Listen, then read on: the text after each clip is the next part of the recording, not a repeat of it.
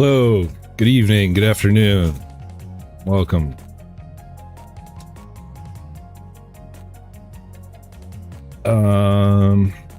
Not seeing anybody in the chat other than Rip. What's up, Rip? Got some lurkers, I guess.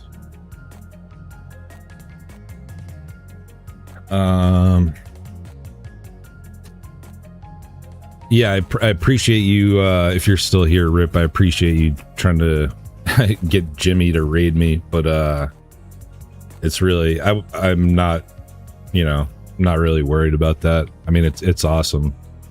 But it's not, not a big deal. I do appreciate that, though.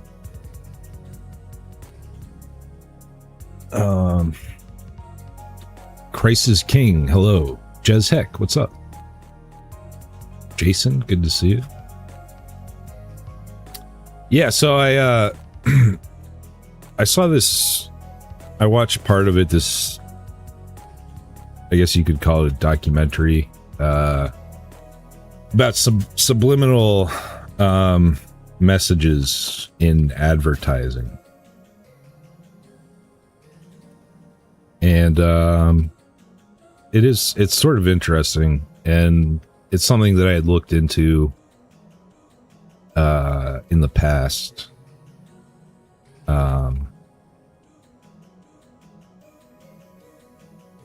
There's been some books about it. And I think I didn't watch this whole documentary. I just watched a little bit of it. And I think that he's kind of getting a lot of it wrong. A lot of it is what do they call that when you see faces in the cloud? Pareidolia, is that what it's called? Except this guy, it seems like this guy has penidolia. He sees dicks and everything.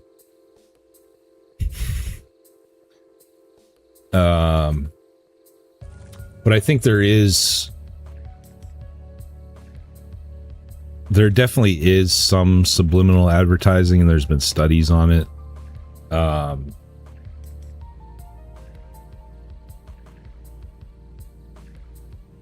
Mostly about people being reminded of their own mortality. Owen? What's up, living the dream? Good to see you. I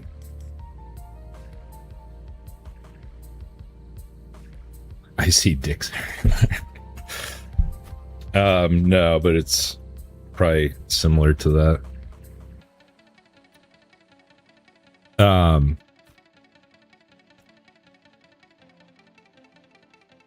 Yeah, I think there's been studies that, like if people are reminded of death, they are willing to spend more money and go with a name brand over a generic. And it's also been studied as far as voting. They will vote more for a more nationalistic candidate. And there's one study that they did with judges, and when judges were reminded of their own mortality, they would impose harsher sentences, which was kind of interesting. But let's look at a little bit of this documentary. There's also this guy that wrote a book before that other one, in the 50s, I believe. And he claimed that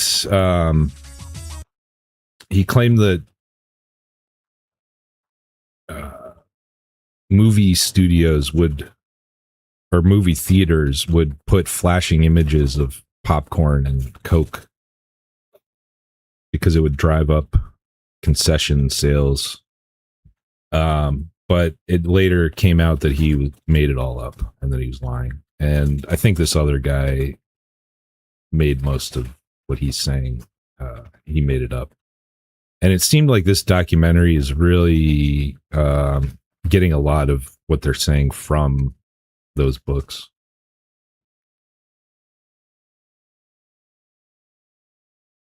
There's something like that about before and after lunch for sentencing. Interesting.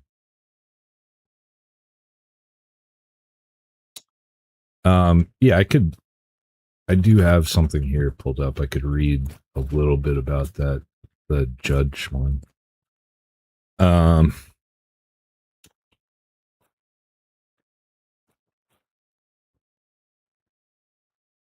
What's this? Terror management theory, a legitimate, heavily replicated psychology research program with a bunch of Jewish names, showing that mortality salience, reminding people they'll die, measurably shifts behavior. More brand loyalty, more nationalism, more materialism, more conformity.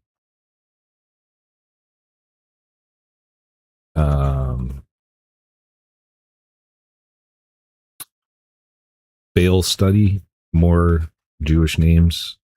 Municipal court judges were asked to think about their own death, then set bail for a woman arrested for prostitution. Judges who had thought about their death set bail amounts significantly higher than judges who hadn't. The same paper found the reverse effect too. Mortality salience also made judges recommend bigger rewards for a hero who upheld cultural values. Basically remind the judge he's going to die and he becomes a harsher punisher and a bigger tipper.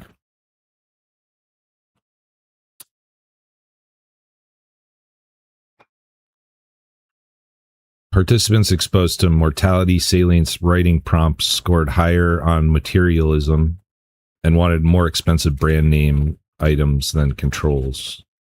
And the effect persisted even after a delay meant to let people forget about the death thoughts. The Bush-Kerry study found mortality salience shifted political preference towards more nationalist, strong, quote-unquote, strong leaders, and specifically shifted preference towards George W. Bush and away from John Kerry. So yeah, let's watch a little bit of this documentary and see if anything is actually real that he's saying.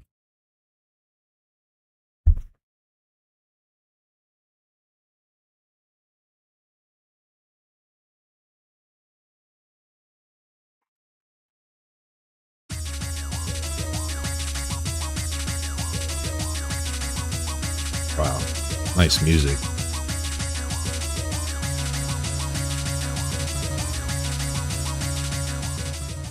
To start, I would like to show a large collection of subliminal messages, some found by me, noted by the watermark of my website, some found by others. I would love to get right into the in-depth, meaningful questions. I can see by the comments I receive, though, that the base issues need to be first established. Subliminal messages by the 1980s had been researched over 500 times. In the U.S., in 2007, $279 billion was spent on advertising. That's over 2% of our entire economy. That's more than the entire economies of all but 30 nations. These first few have peaceful double meanings, the G in the smiley face here. It's an N, it's a W, and it's a compass pointing northwest. A bear in the mountain. A to Z, and a smile. Hey, there's a penis right there. You can mention that. This subliminal I found is a blatant sexual reference.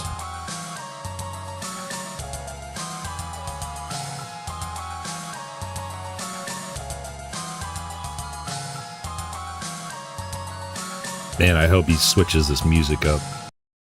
So here's one of the things that is commonly mentioned in that book. That they see, they spell out sex. And I mean, you could find it you can, like, you look at a cloud and you could, trick your mind into thinking that it says that.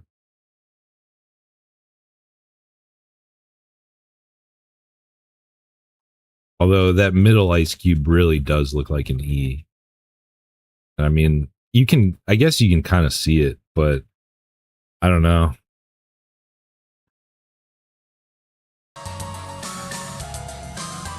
This mermaid has 2 leg fins.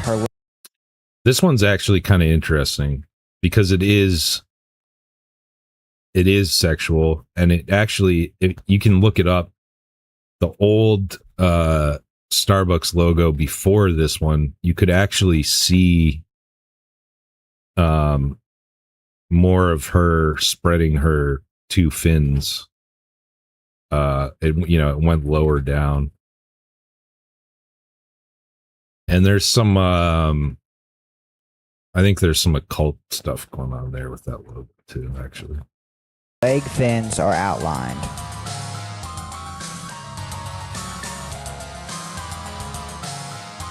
God, this music's terrible. How does this image make you feel?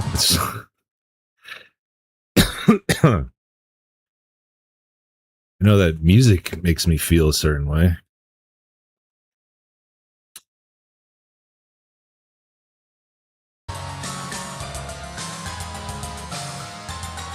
Did you notice the smiley heart? No. And did you know the towel is the figure of a woman, I guess the mother?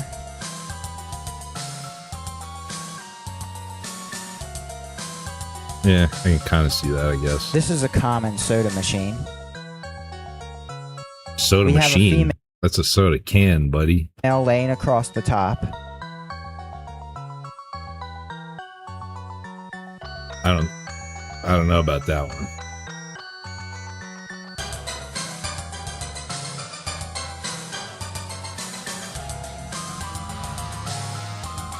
The chat thing froze again.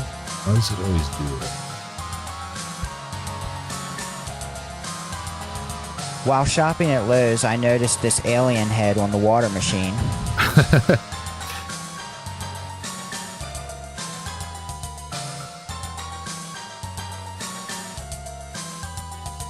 Well-known Disney subliminals. This one caused a redesign of the package. This one caused a product recall. This scene was removed in 2003 with the pathetic SFX excuse. Typical skull based on the psychoanalytical death wish. Sexplosion. They know everything about you. It's no mistake. I think some of these are intentionally done.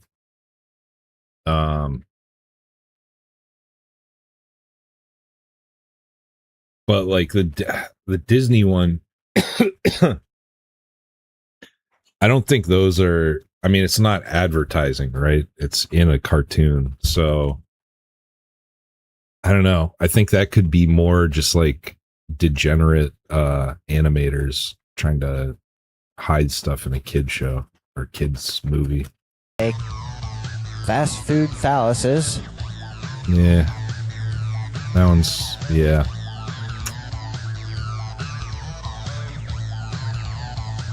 Yeah, that's obviously an innuendo.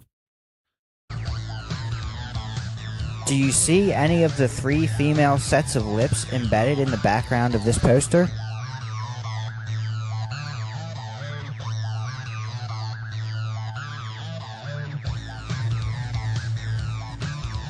Embedded devil?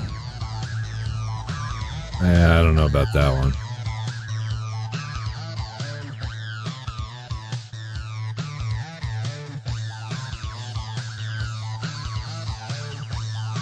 This product's only marketing strategy is sex. Even the Methodists do it. Even the Methodists do it. The passion is far more frightening. This is the nude goat woman Baphomet. What? I don't see that.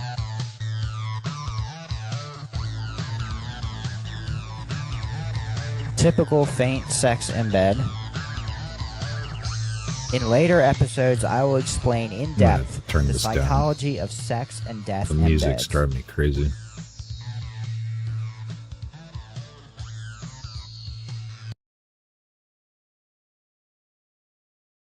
For those of you who are big fans of disembodied heads floating about on your broccoli packaging, I've got some bad news. According to a letter received by a consumerist reader, Cascadian Farm is discontinuing its practice of including weird little faces in broccoli and grape jam, too.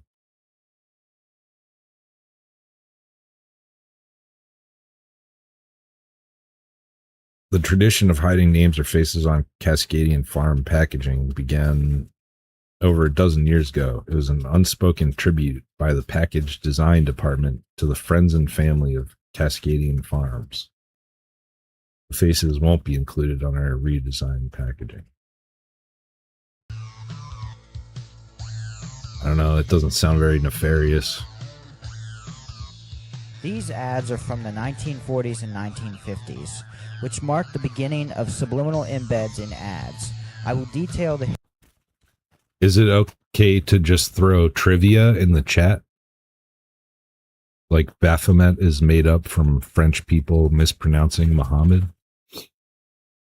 Yeah, of course. You can say whatever you want in chat. History in a later episode.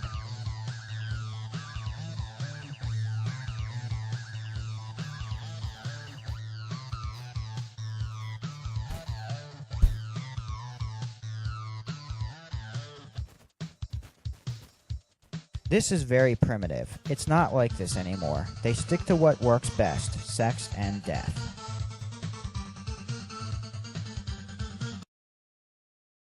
Wait, what? So, wait, he's saying this smudge is Abraham Lincoln? What? This is very primitive. Or Uncle it's Sam? Not like this anymore. They stick to what works best, sex and death. I don't know.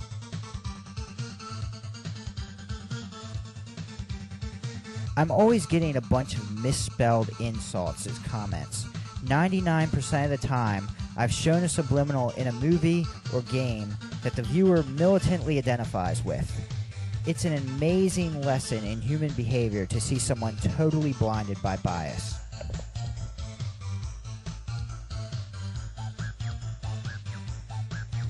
Many of these illusions are based on making one object look like another. There is also some displacement, where they put something where it doesn't typically belong. That's obvious.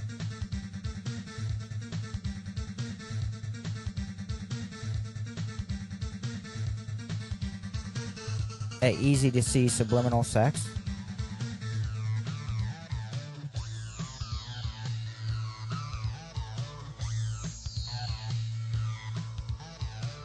Two cloaked skulls similar to the one in the main image.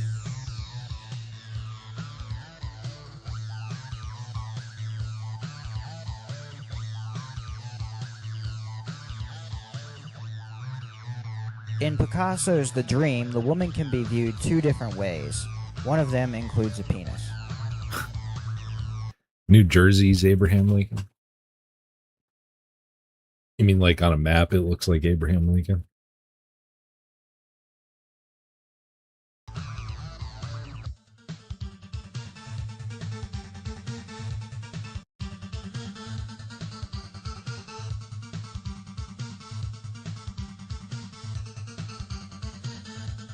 These are very typical embeds for movie posters.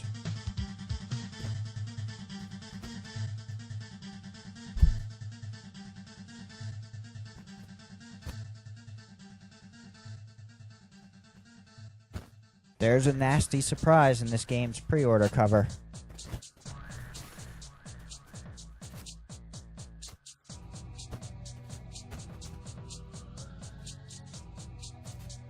This is the GameStop skin for the same game. Can you imagine just like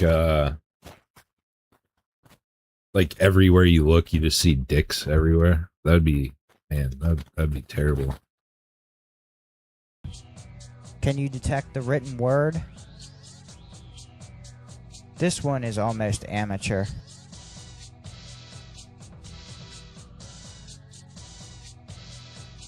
The back of a woman.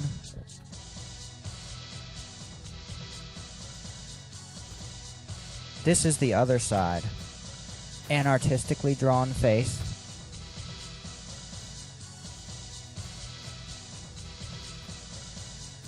Boobs.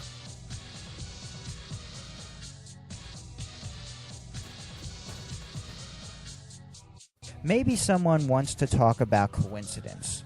Considering the effort put into the ad design, coincidence is 1 in a million odds. These people are supposed to make sure there's no subliminals in alcohol ads. They may want to check their own graphics. Rich people using power to control the masses is not a conspiracy theory. There are no UFOs here. Natural surfaces do not have skulls or the word sex. Stop telling me about staring at your wall. Tell me why they are almost never on ads before the 1950s. The FCC is supposed to make sure subliminals are not in TV, but they've never accused anyone. The actual content and the drawing style of the subliminal embeds have actually changed with time. In the 50s, they didn't have skulls all over everything, although they still used the word sex.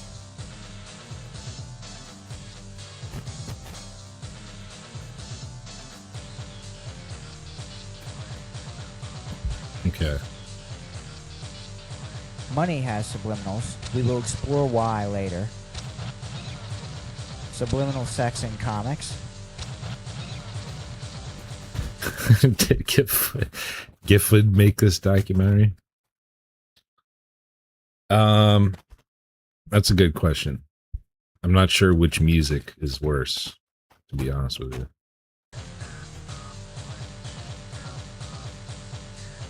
I plan to cover in this series the hows and whys of subliminals in extreme depth. All legitimate questions are welcomed so I can know better what to address.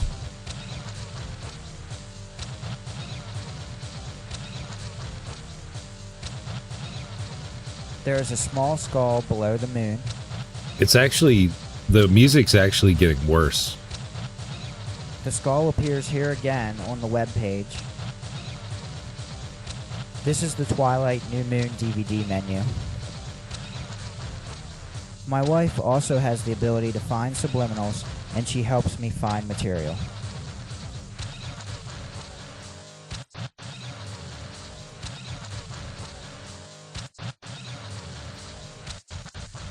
This illusion is based on the placement of the models.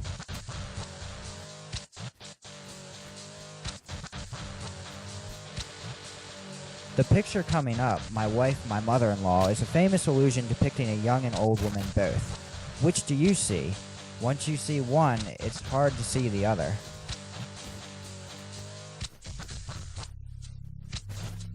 The following illusions are similar. Same type of illusion, a little more sexual. Don't take my word for it.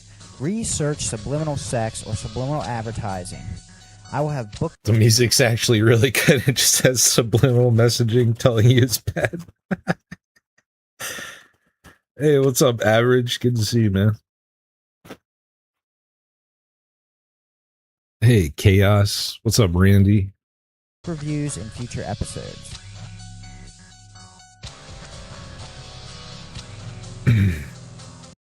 We're only 11 minutes in, and this is almost 2 hours long. Probably not going to watch the whole thing. I see things in clouds all the time. Is God speaking to me? No. And hopefully it's not penises that you're seeing, like this guy. Hey, Farmer Cat, good to see you.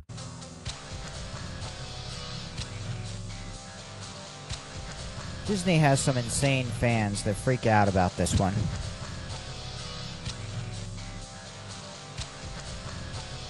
Many of my YouTube subscribers and viewers have personally told me they have the ability to see subliminals.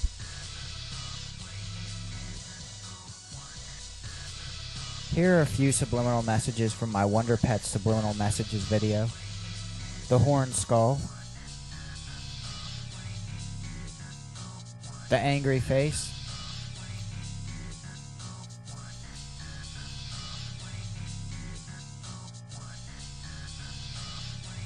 More horned skulls and a face in the bush. Crazy. I mean, this guy is crazy, not the PC stuff. And an easy to see face on the house. I really I love schizo stuff like this, so hopefully you guys do too. This one I found on BitChute seems to be very good for finding stuff like this.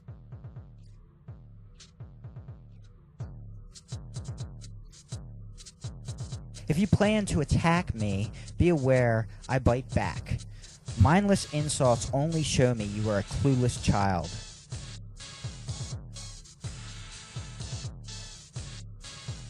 I see subliminals. The subliminal This messaging movie's here is this Friday. guy's taste in music is horrendous. Debut was on 9/11, and the 9/11 symbolism is clear. To know about That one is kind of I will weird. not Whoops. be wasting. Crap, I skipped ahead.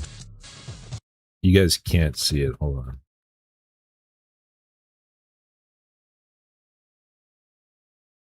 There's definitely a lot of 9/11 symbolism in movies. And apparently this came out on 9/11. There we go.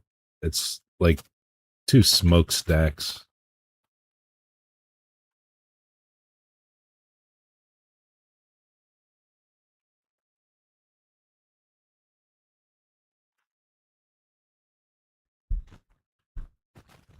BitChute Schizo Goldmine, yeah. Archive of Schizo. Haze to the Kush. Did he make a video about you yet, Rip?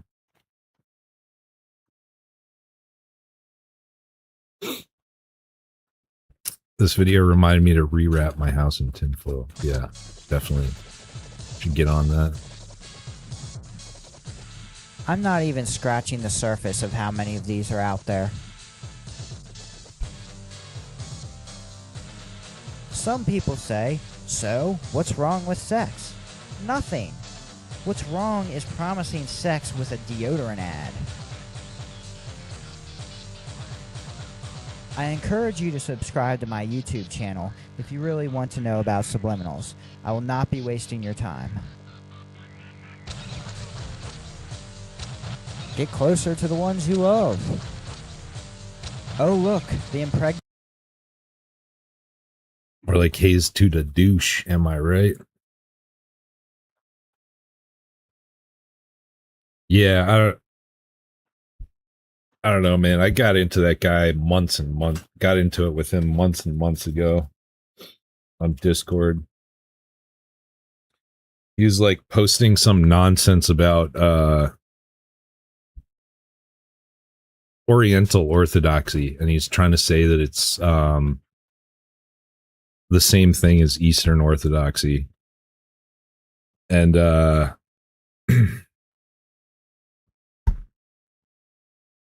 and I was, I was trying to be nice to him. I was just like, hey man, I think you're not quite right about that. Like there's some major differences. And I told him the differences.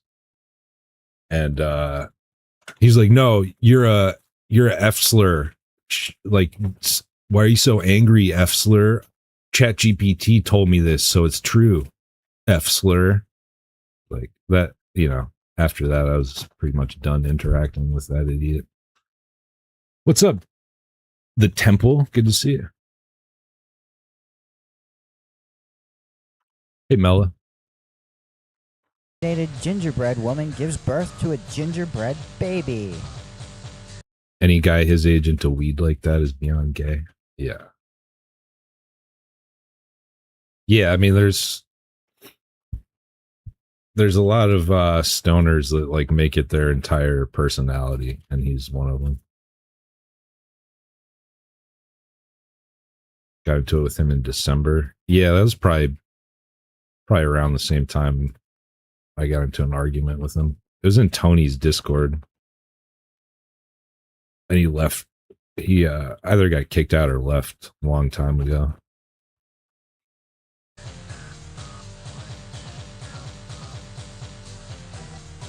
Here are some examples for artists in training that are from a leaked ad agency training manual. For people in denial, this is where you click the little X, because this may be damaging to the idea that advertisers are anything but mind manipulators. This is the actual ad.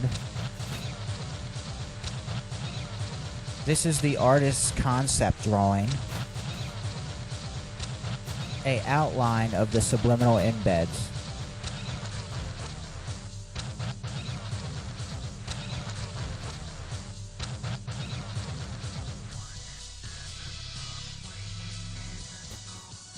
Another from the admin's training manual. So I actually looked this up because he's claiming this is from a leaked training manual for an ad agency, and it seems like the only place that this thing exists is in this video, so it's probably just made up. And another from the advertiser's training manual. The artist's rendition is on the left. A look into the illusions.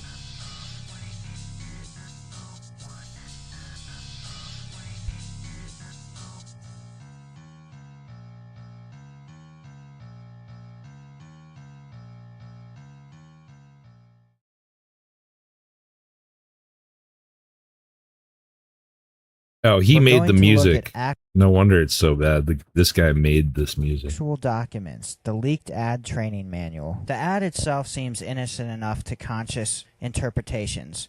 A couple of young lovers enjoy a quiet lakeside sunset and a cigarette. Hardly enough emotional pull for one to risk the dangers of cancer. Since its conception in the early 1960s, the subliminal selling strategy for Kent cigarettes has been based on a variation of our top-secret hell cell theory, to visually promise the viewer salvation from death and the loss of one's very soul to the devil. It's an emotional hook that we've cast over and over again in varying forms for a variety of clients.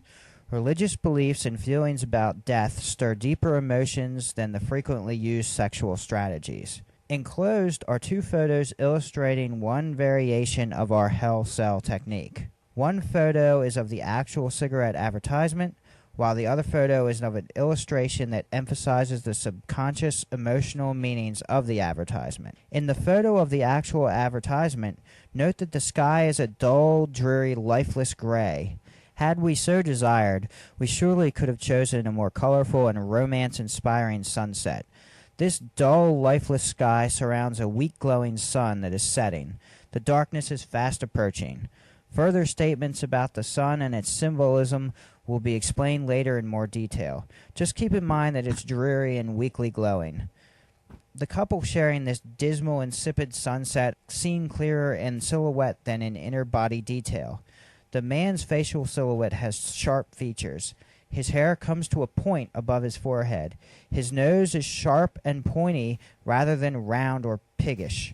The man's chin visually extended by his thumb. This chin area has been retouched so the chin and thumb are one. Focus on their joined hands.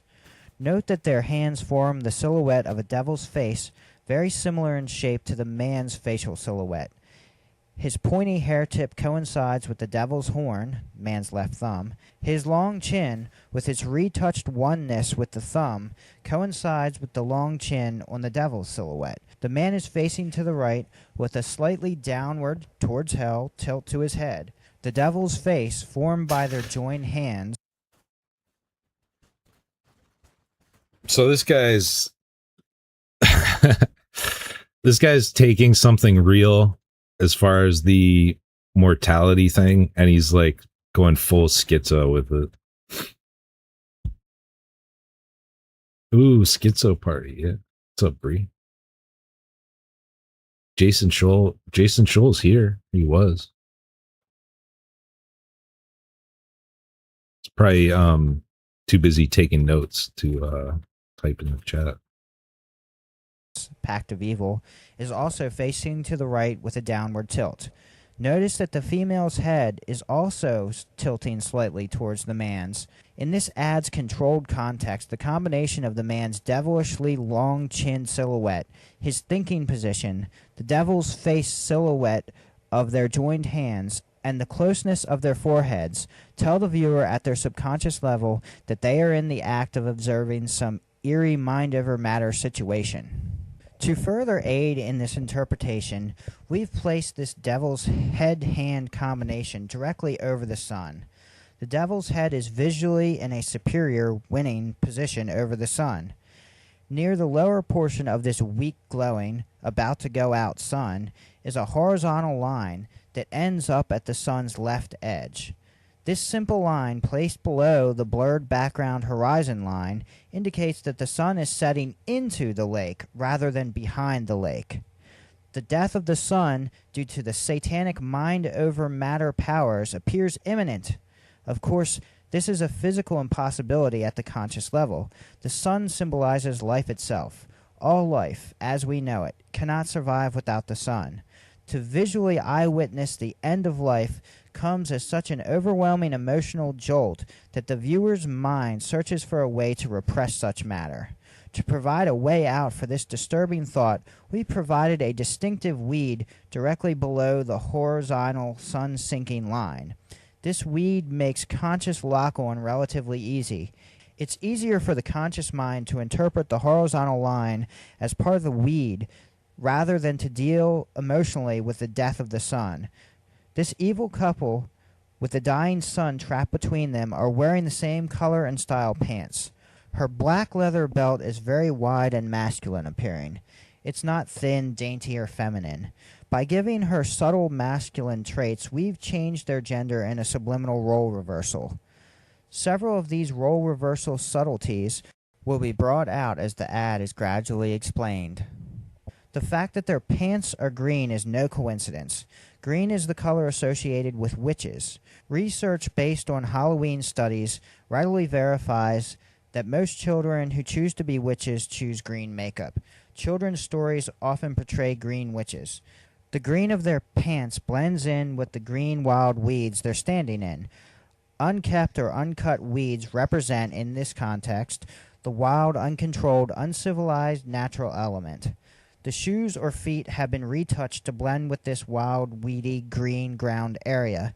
Feet are often symbolic of one's foundation, of being the cornerstone upon which their lives are based. Devils are often portrayed as hoofed or cleft-footed. Dastardly villains in movies, plays, and TV programs often walk with a limp or crutch of some type.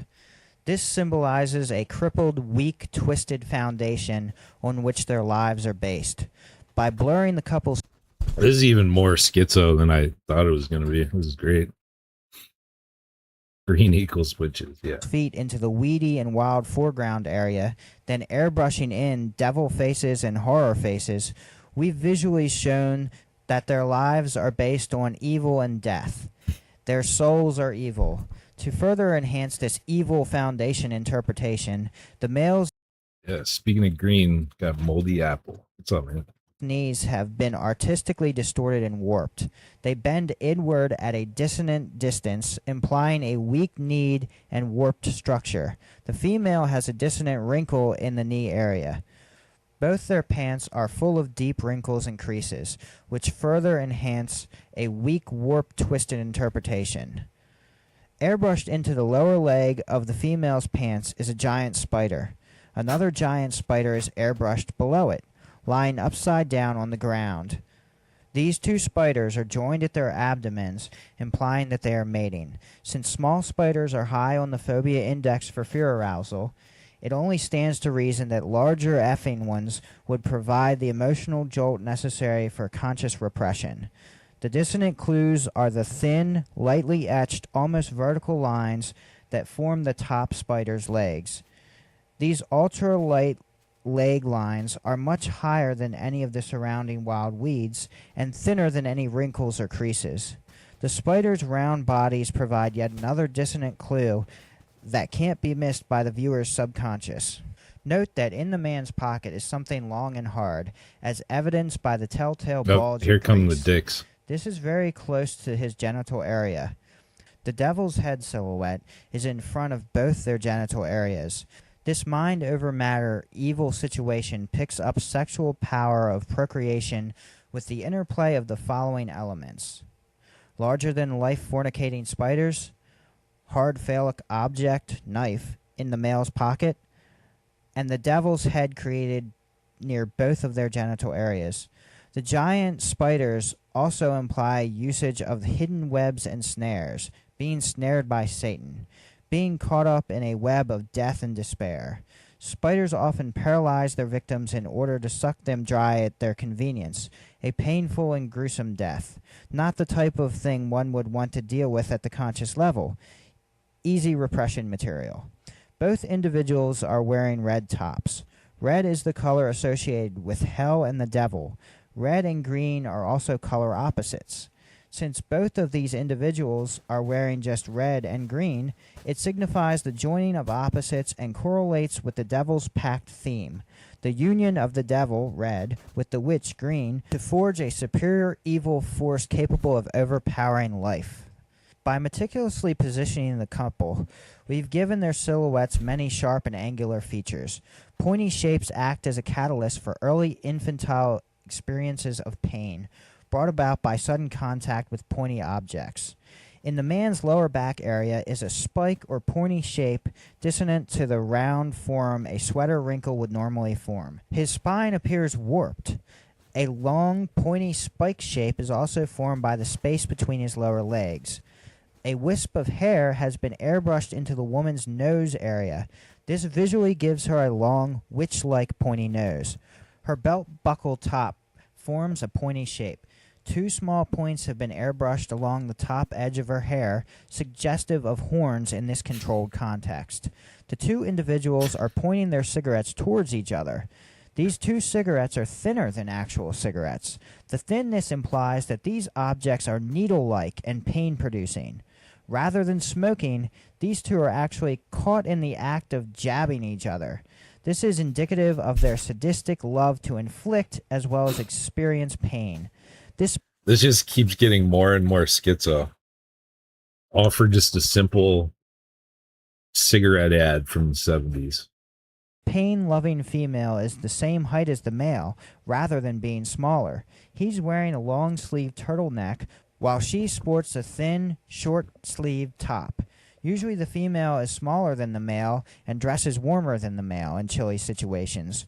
Wearing a turtleneck with long sleeves during the summer weather is dissonant in respect to the short-sleeved female and implies a desire to be overly warm. In this evil context, a love for heat, a love of hellish warmth. These dissonant elements in height and clothing are another subtle way to also convey gender role reversal. She is taller and hardier than most females, while he comes off as shorter and more weather-sensitive than most males. Several advertisements in this particular series use a wool sweater in the summer ploy, more obvious than the subtle one used in this selected advertisement.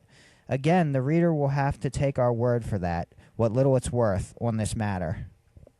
Note that this devil's pact takes place at the water's edge. This symbolizes being on the edge of a new experience, death.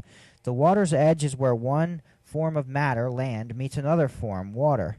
Two opposite forms meet and join. This correlates with the joined hands and joined spiders. A matrix of joined opposites adds power to the subliminal horror theme. Water often has spiritual and religious associations because of its ability to change form. It can either be vapor, liquid, or solid. This adds a mystical ambiance to the evil mind over matter situation confronting the viewer. The viewer is on the edge of a new experience in pain and horror. Lifeless matter often washes ashore to gather and collect at the water's edge. Creatures of prey prowl shorelines more frequently than inland areas. By now it should be obvious to the most casual observer that the viewer is in a bad situation, a situation where eternal darkness, a pain-filled death, and the loss of one's soul to Satan are imminent. By placing the viewer in such a life and death situation, we've activated subconscious instinctual self-preservation channels to the max. Very few people desire to die painfully only to spend eternity in hell. In fact, most people would do just about anything to avoid such a hellish situation. This is where Kent cigarettes come in. Note the top copy of the ad stresses the word good. The word is aligned above itself 3 times. The visual emphasis on good makes it stand out and be associated with the Kent cigarettes. By placing the viewer in a bad situation while promising them goodness with Kent, we've elevated the image of Kent from mere cancer sticks into portable packs of protection magically endowed with soul-saving capabilities. In today's violence-saturated world, where muggings, murders, and molestations happen every few seconds, goodness and protection are subconsciously sought incessantly. Every day, getting about entails contact with strangers and the placing of one's life on the line. These are times of stress and anxiety. What we do is promise salvation and protection through product consumption from the very anxieties we instigate. By tapping into the fear of the new. This guy is doing it all wrong. Instead of having all this stuff typed up like this, it should be like chicken scratch on a piece of notepad.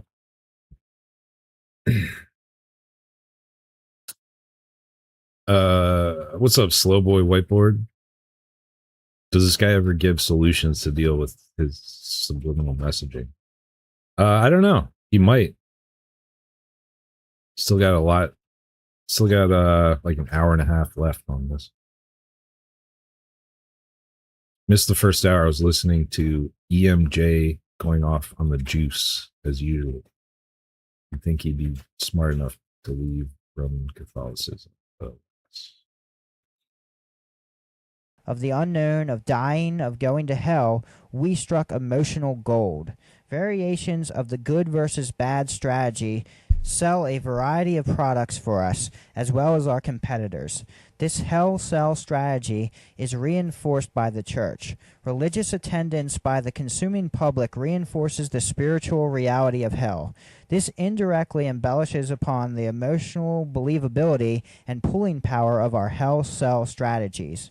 When one considers the average American sees or hears over 800 advertisements a day, this pulling power is awesome. Since drinking and smoking are such high-stakes items, we cannot let them be driven off the marketplace by health crazes or civil disobedient do-gooders. The high rates of alcoholism and lung cancer provide statistical proof as to the effectiveness of these simple but emotional selling strategies. Let them also stand as proof of our willingness to fight like hell for the rights of our well-heeled clients. It's quite frequent in the advertising field to create leeching techniques that allow us to ride the crest of current religious, social, and economic movements at little, if any, final monetary cost.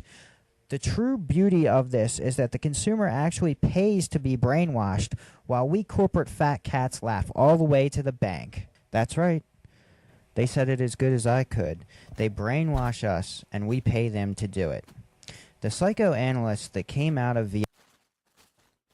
Thankfully, he stopped the insane music. That was driving me literally crazy. Vienna, Austria, before and during World War II, revolutionized marketing upon arriving on Madison Avenue. These protégés of Freud could sell more products by manipulating our subconscious motivations and desires than the pollsters like Gallup ever could wish to. According to these pseudoscientists, our strongest subconscious drives revolve around the beginnings of life, sex, and the end of life, death. Not too far out there, really. Having sex and not dying are pretty far up on my priority list. So here's more of the document. I'll pick this up after the course details. The course itself should be on bathroom stall walls. Yeah, that would be good too. That'd be good. What's up, Tony? We're watching a schizo documentary about subliminal advertising. Is an adventure into the mental frontiers that challenge even the most stalwart individual.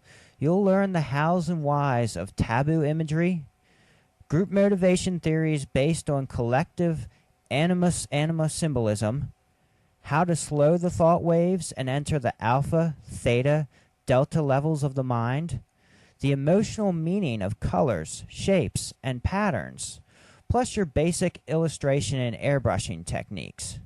Techniques that will put your newly acquired secret knowledge to work for you. Initiation into the psychological concepts and manipulative stratagems of the art course often comes as a shock to those naive individuals the computer mispicked. 36% of all previous candidates dropped out in disgust within the first 3 days.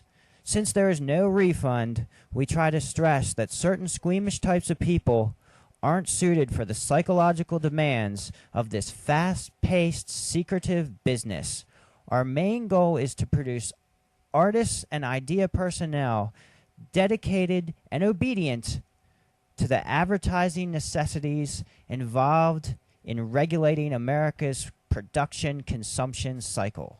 Man lives in an environment of symbols, and it's extremely important to understand something about the symbol-making process, because symbols are the raw material of human thought and all communication.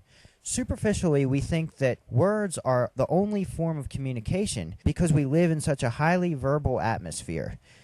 Yet in actuality, there is a far greater amount of nonverbal communication going on all the time through the use of other symbols than words. The enclosed photos provide an excellent example of some of these advertising necessities, and they visually sum up what our school is about. One photo shows a sexy blonde woman holding a cocktail glass. Just another pretty face in the crowd is the visual impact most observers have. Let's take a close look at the artistic strategy we've used to enhance the emotional trigger power of the advertisement. First off, the woman has sex appeal. Do blondes have more fun? The connotations are that blondes are more sexual, more easily seduced, and enjoy sex more than the other hair colors.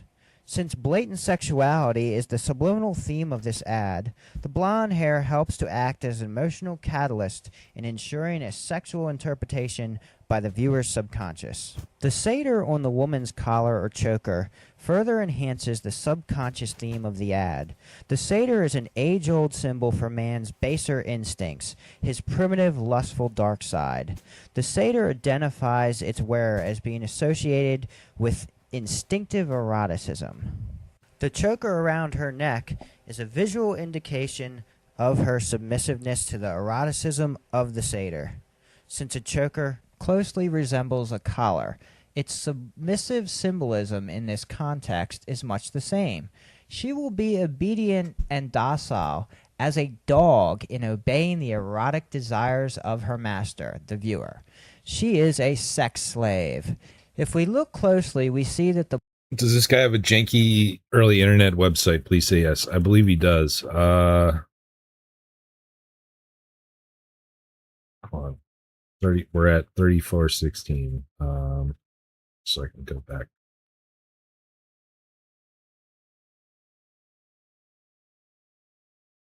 There we go. LostTreasuresOnline.com.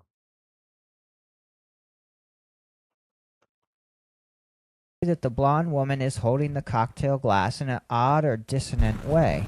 Her right hand is folded except for her index finger. Her index finger is extended and is pointing to the ice cube in the cocktail glass. Pointing is a way of directing someone's attention to a specific area or direction. In this case, it's the ice cubes. Airbrushed into the ice cubes are several erotic symbols. These symbols are designed to activate socially taboo thoughts and emotions in the viewer. By activating these deep instinctual thought processes, we guarantee our client the emotional involvement of the viewer or potential customer. We create the desire that can only be satisfied by product consumption. The symbols in the ice cubes may seem invisible, but hypnotic research has shown 95% subconscious pickup. The subconscious can take in an astounding amount of visual information. This information filters its way up to the consciousness by way of what is socially acceptable. The rest is to remain in the subconscious, where it later emerges in the form of desires and wants that are satisfied only through acts of consumption. The ice cubes, which your index finger points to, form an erect penis. These there we two go. cubes Of have been course. flesh-colored and can easily be seen from a distance of several feet once pointed out. Note how the penis angle is correct for proper virile erection. Since a penis in a glass is considered taboo, this image would be immediately repressed. People only see what they expect to see. The woman's lips are in close proximity to this erect, flesh-toned penis. The idea of fellatio is reinforced by the satyr blowing on a flute or phallic-shaped object. Oral sex is a commonly desired quest and fantasy of males of all ages.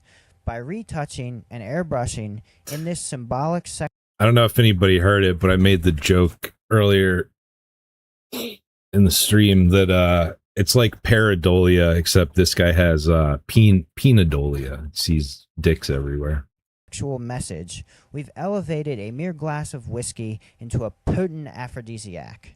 Next to this erect penis, I'm gonna refill my coffee, but I'll leave this playing while I go. Is a red cherry. Red is a hot, loud, and active color. On the right of this red cherry is a happy fornicating rabbit. This rabbit is an apt symbol for love and sex. It's common knowledge that the logo for Playboy magazine is the promiscuous rabbit. Male boastings of sexual prowess often include emphasis on the partner's ability to F like a rabbit. Note that the ice cube area surrounding the rabbit's engorged penis is a creamy white.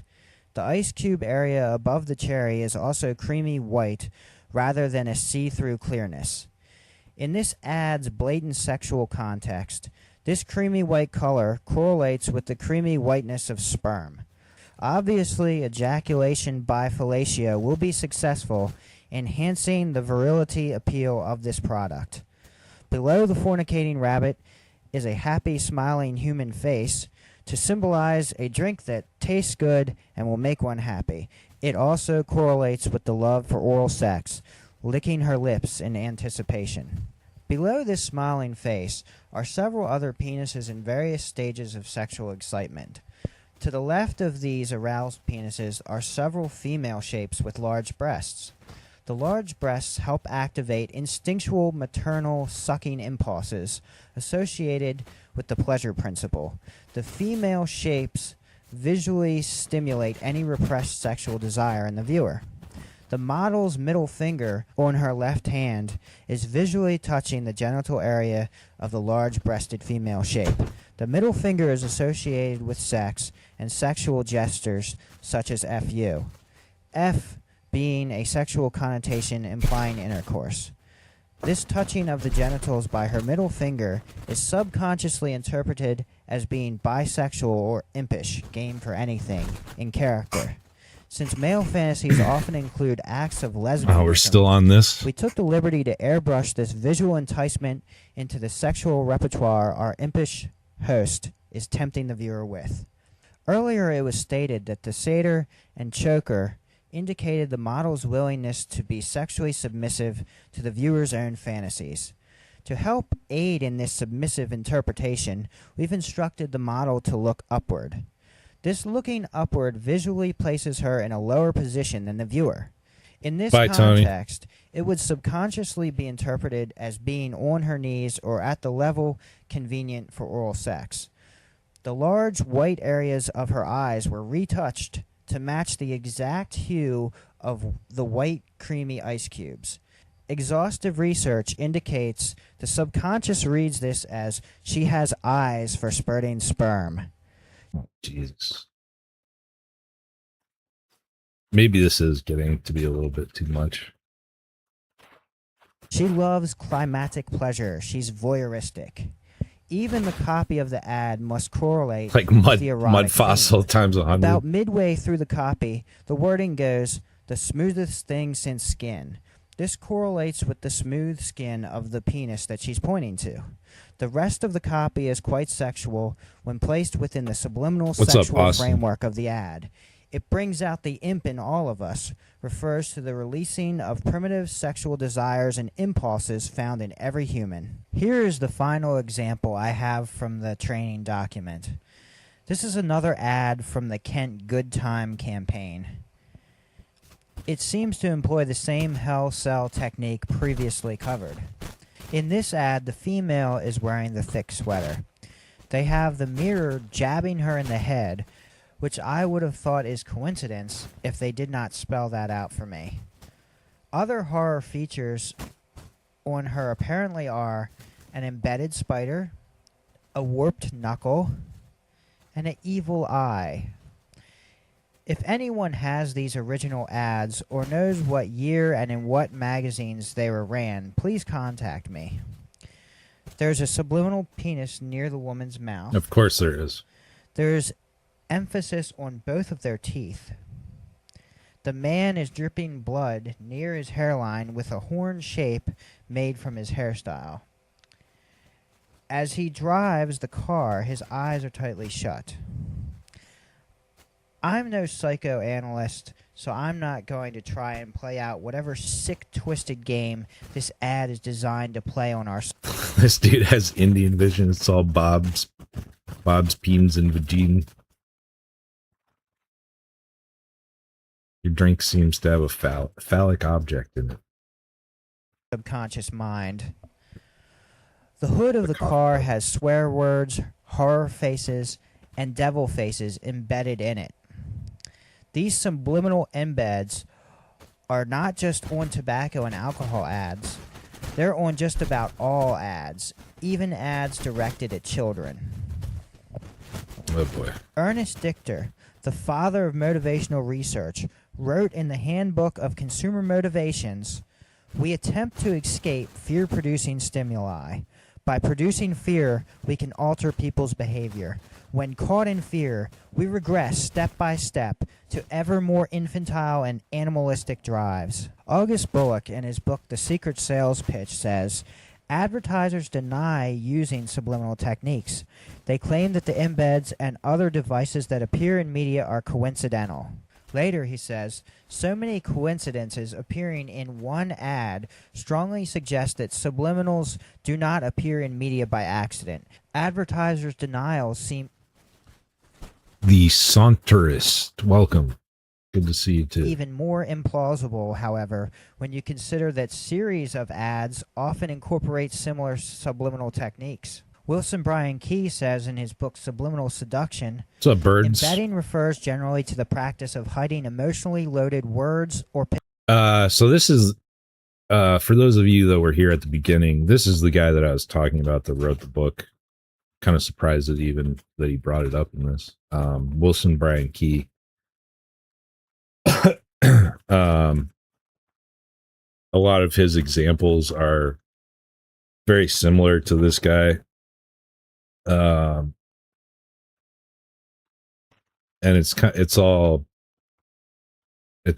mostly nonsense. It's not really about the mortality thing, which is real. It's more about the like hidden sexual references that they just see everywhere. Ernest Dichter is a wild name. pictures in the backgrounds of ads. Embedded words and picture illusions are part of most advertising throughout North America today. These subliminal stimuli, though invisible to conscious perception, are perceived instantly at the unconscious level by virtually everyone who perceives them, even for an instant. Most national advertising includes embedding. Retail or local ad layouts may not have the facilities, as their artists and writers either do not know about subliminal techniques. Sex sells, which is why they put it in the ads. Yeah. but it's also, I mean, in some cases, yeah, but like some of the examples that he showed, it's obvious innuendo, where it's like the woman with the sub coming towards her face and says, "This will blow you away." Like, yeah, that's obvious, but a lot of this stuff where they're seeing like the letters sex spelled out in clouds of smoke and stuff like that, I think that's kind of nonsense. Or they lack the skill and craftsmanship required to do the work well.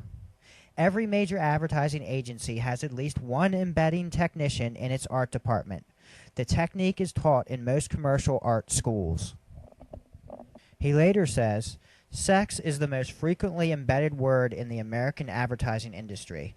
Multi-dimensional printing techniques permit advertising artists to plant taboo emotional words dozens of times in a single layout. Might have to check this website out.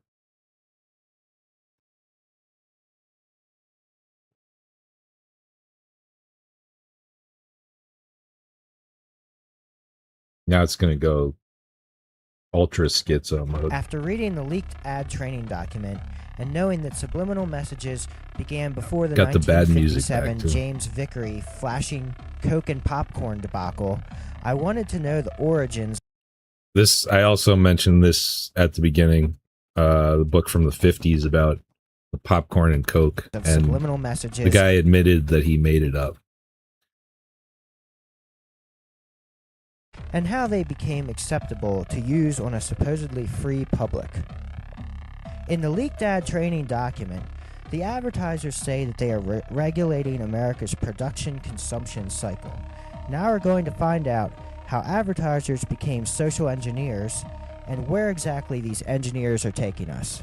Optical illusions were discussed by Aristotle and also Plato. They agreed that the mind could be tricked into misinterpreting the data our senses took in. Aristotle was the first to suggest that consciously unperceived stimuli could affect dreams. Forms of hidden writing have existed as far back as 400 BC. It's very possible subliminally embedded art was first employed to send covert military communications or secret government correspondence. This would work well because it would be deniable encryption, meaning it would allow the users to deny something was encrypted with a secret message at all. This is my hypothesis, not a fact. Art may have involved hidden meanings from the beginning of art itself. That's not to say art itself is evil or sinister, but that it can be used as a tool of evil by a person with evil intention. Some would even argue that since... Yeah, I think Picasso probably was a degenerate, that's for sure. Metal Stalfos. What's up, dude?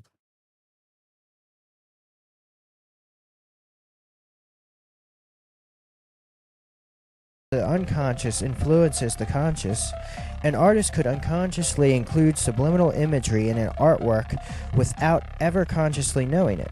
I have had at least 3 artists contact me who have brought up this possibility. Many artists... What's up?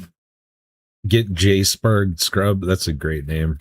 Saying something takes them over, or that they allow the unconscious to take over in a way that could be seen as similar to automatic writing, which has been used both as a way for the living to talk to the dead in occult practice and by Freudian psychology as a form of therapy. Sometimes when a subliminal message is found in art, it's misinterpreted, as in the case of Da Vinci's Last Supper, where the feminized John was painted as a woman as an attack on the church by Da Vinci, who once had to have a judge dismiss a complaint that he had sex with an underage male. There was no secret code. Optical illusions were popularized in 1826 by Johannes Müller, a psychologist who wrote 2 books on visual illusions. In 1857, an art movement came out of France called symbolism. It lasted several decades. According to Wikipedia, the symbolist painters mined mythology and dream imagery for a visual language of the soul. That takes us straight to Sigmund Freud's publishing of The Interpretation of Dreams in 1899, often called his most influential book. Freud not only popularized the idea that man has an unconscious, but he also thought the unconscious made our decisions for us, and that man did not truly have free will. Freud called part of this unconscious the id. He saw the id as the only true self. He said is made up of animal desires and lacks personality and individuality. This music is absolutely insane. It just makes it seem even more schizo than it is. Operates on the pleasure principle. It does not care about reality or anyone else. The concept of the id was put to film in the classic Forbidden Planet. The next part of the unconscious is the ego. Freud said the ego is there to satisfy the id's desire, but to balance that with social standards and reality. The ego is also part of the conscious. Then there is the superego, who is constructed out of the social and moral standards of that person's environment, also partially conscious and unconscious. One commonly depicted visualization of this is the boy with the devil and angel on his shoulders. The devil is the id, the angel is the superego, the ego is the boy. But that's not completely accurate because Freud said the id is the true self. If the id was not kept in balance by the ego, the id would run wild. The person would devolve into an animal, living only to satisfy violent and sexual drives, without the influence of the moral conscious of the superego. The ego keeps the balance by defense mechanisms such as repression, denial, displacement, and sublimation. For this reason, along with a few others, Freud felt that man needed to be controlled. He thought the best way to do this was through the repression of emotion and drives. He thought the superego could be changed by changing the social and moral standards of society itself. To quickly explain some of the ego's defense mechanisms, known as that was all very Freemason coded right there. Perceptual defenses. The ego deals with the demands of reality, the id, and the superego the best it can. When anxiety becomes overwhelming, the ego must defend itself. It does this by unconsciously blocking the impulses or distorting them into a less threatening form. Sublimation is the transforming of an unacceptable impulse, like sex, anger, or fear, into a socially acceptable or productive form. Someone with anxiety in this confusing world may become an organizer, business person, or scientist. Someone with powerful sexual desire may become an artist, photographer, or a novelist. According to Wikipedia, in psychology, sublimation is a term coined by Freud, which was eventually used to describe the spirit as a reflection of the libido. In Freud's classic theory, erotic energy is allowed a limited amount of expression due to the constraints of human society. Freud considered this defense... I gotta pause it for a second. The music is just actually making me feel schizo. We'll start it up again in a second, but I need a break from that.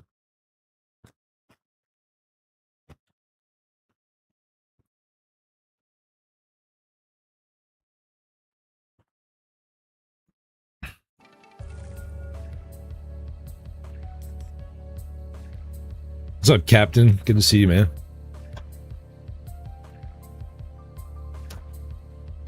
I agree with the fact that in original art making, not following source material or tradition, whatever's in the subconscious comes through unintentionally. What did you walk into? We're schizoing out. Going full schizo mode. Schizo maxing.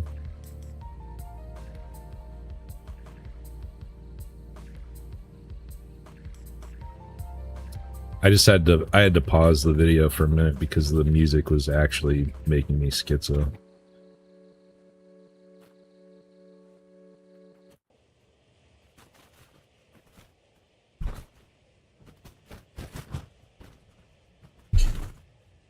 needed a palate cleanser with some music that's not schizo for a minute.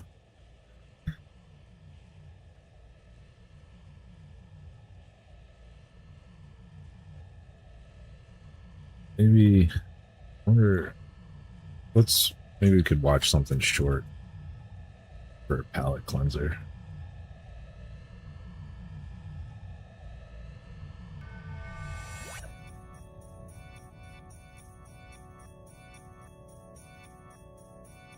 How's your pillow? Why are pillowcases such vibrant colors, yet when you take the pillowcase off, it's all white underneath? Is Big Sleep trying to hide whiteness? This is all curious banter. I'm just asking questions, of course. Did you know the word mattress spelled backwards is Set Ram? Who is Set Ram and from what city in Iran does he originate? Again, just asking questions. Did you know Chinese mattresses are made of brick? This is something that I have many sources very close to me that tell me all the time. They go and they say these people sleep on brick. That's why they're such hardened people. We're so soft.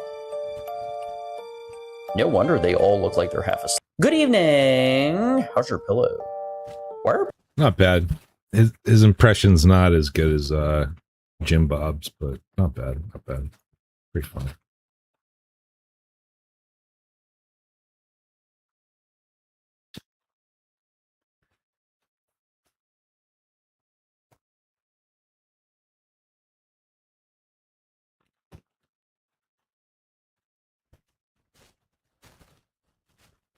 Oh, I love this guy.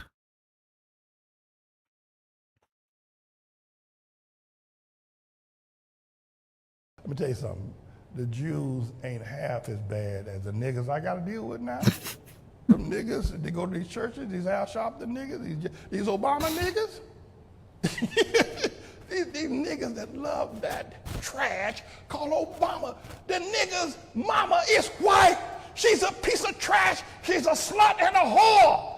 Obama, first black president. Obama, first black president. Ooh, ooh, ooh, ooh, ooh. Obama, ooh, ooh, ooh. We have black president. We don't pay our gas bill no more. We don't buy gas for no car. Obama, first black president. We got a black president. Ooh, ooh, ooh, ooh. Damn. Niggas! You ain't see nobody like them. So can't your eyes are open? How you gonna have a black president coming out of a white woman's vagina? Nigga, what's wrong with you? How you gonna have?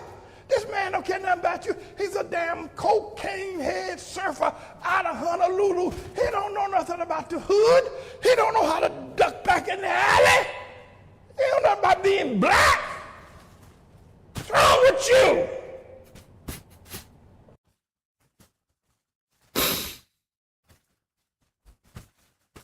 The only Protestant ever worth watching, in my opinion. Let me tell you something. All right. Should we get back to the schizo stuff? What do you guys think?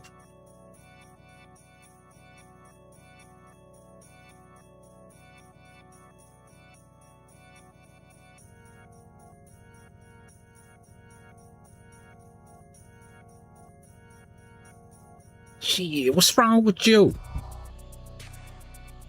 What's wrong with you?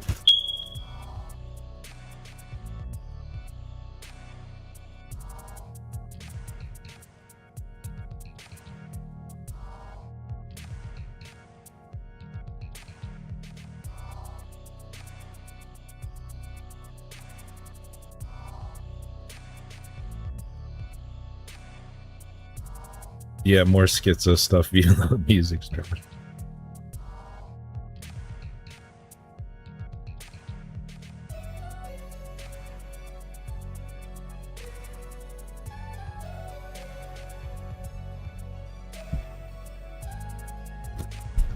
Good to see you, by the way, President. Mechanism, the most productive of the ones he Oh, wait. Gotta pause my music. identified. Sublimation is the process of transforming libido into socially useful achievements, mainly art. Repression, a psychological attempt by an individual to repel its own desires and impulses towards pleasurable instincts, such as desires, impulses, wishes, fantasies, or feelings, can be repressed in the mind as thoughts, images, and memories. Denial, Most people know what this means, except for, I guess, those The music sounds like it was made by a tweaker who's actively being gang stalked. Well, yeah, this guy made it. It says it at the beginning of each chapter. The music's by him. people who, in the wake of endless proof, still deny subliminal messages exist. Then claim everything is this inexplicably massive coincidence. Displacement. The mind redirects feelings from an object felt to be dangerous or unacceptable to an object felt to be safe or acceptable. Say, for instance, from sex to a product. Freud's views have been called phallocentric, with many of his theories having to do with penises. Freud was almost always seen with his cigar, a phallic symbol. He sarcastically stated, "Sometimes a cigar is just a cigar." Freud believed that the libido kept us in perpetual motion, and the goal of all this motion is to be still, to be satisfied, to be at peace, to have no more needs. The goal of life is death. He believed that every person has an unconscious wish to die. Death promises release from struggle, sometimes called the death wish or nirvana principle. This can be acted out on oneself. Imagine going jogging at night with this music. Yeah, I wonder if he's on Spotify. Check. Such as suicide or chronic alcoholism, or acted out on others in the form of violent aggression and destructiveness. Because of the wars in Europe, and Freud's understanding of the psyche, Freud felt man's libidinal forces could drive the masses into a fury of destruction. He said these libidinal forces needed to be repressed. He was like the Darwin of the mind, whose atheistic view of man and his mind reduced man to an animal, and reduced his mind to a collection of evolutionary relics and animal drives with no free will to make rational choices. It's this view of man that justifies governance by an intellectual elite. Man could not be left to think for himself. Man must be controlled. Our next stop takes us to the Woodrow Wilson administration. Could it be the administration that forced through Congress the federal income tax and the Federal Reserve Act also played a role in bringing about the unconscious manipulation of the public? Woodrow Wilson formed the Committee on Public Information for the purpose of altering the public opinion to be in favor of the U.S. entering World War I. Public information should be translated to propaganda. Two of Wilson's advisors who took part in the committee were Walter Lippmann and Edward Bernays. Bernays was Sigmund Freud's nephew. He was responsible for getting Freud's books published in the U.S., and he popularized Freud's theories in America. Walter, as the Talmud says, I don't give a shit what he says, okay? Lippmann was a founding member of the CFR and was known to be sympathetic to communism. Let us compare these two men. Bernays was the father of PR, Lippmann the father of modern journalism. Bernays wrote the books Crystallizing Public Opinion and Propaganda. Lippmann wrote the book Public Opinion. Bernays wrote a book called Engineering Consent. Lippmann used the term manufacture of consent. Bernays was an Austrian Jew, while Lippmann was a German Jew. Bernays said, as civilization becomes more complex, all right, I'm starting to like this guy a little more now. And as the need for an invisible government has been increasingly demonstrated, the technical means have been invented and developed by which public opinion may be regimented.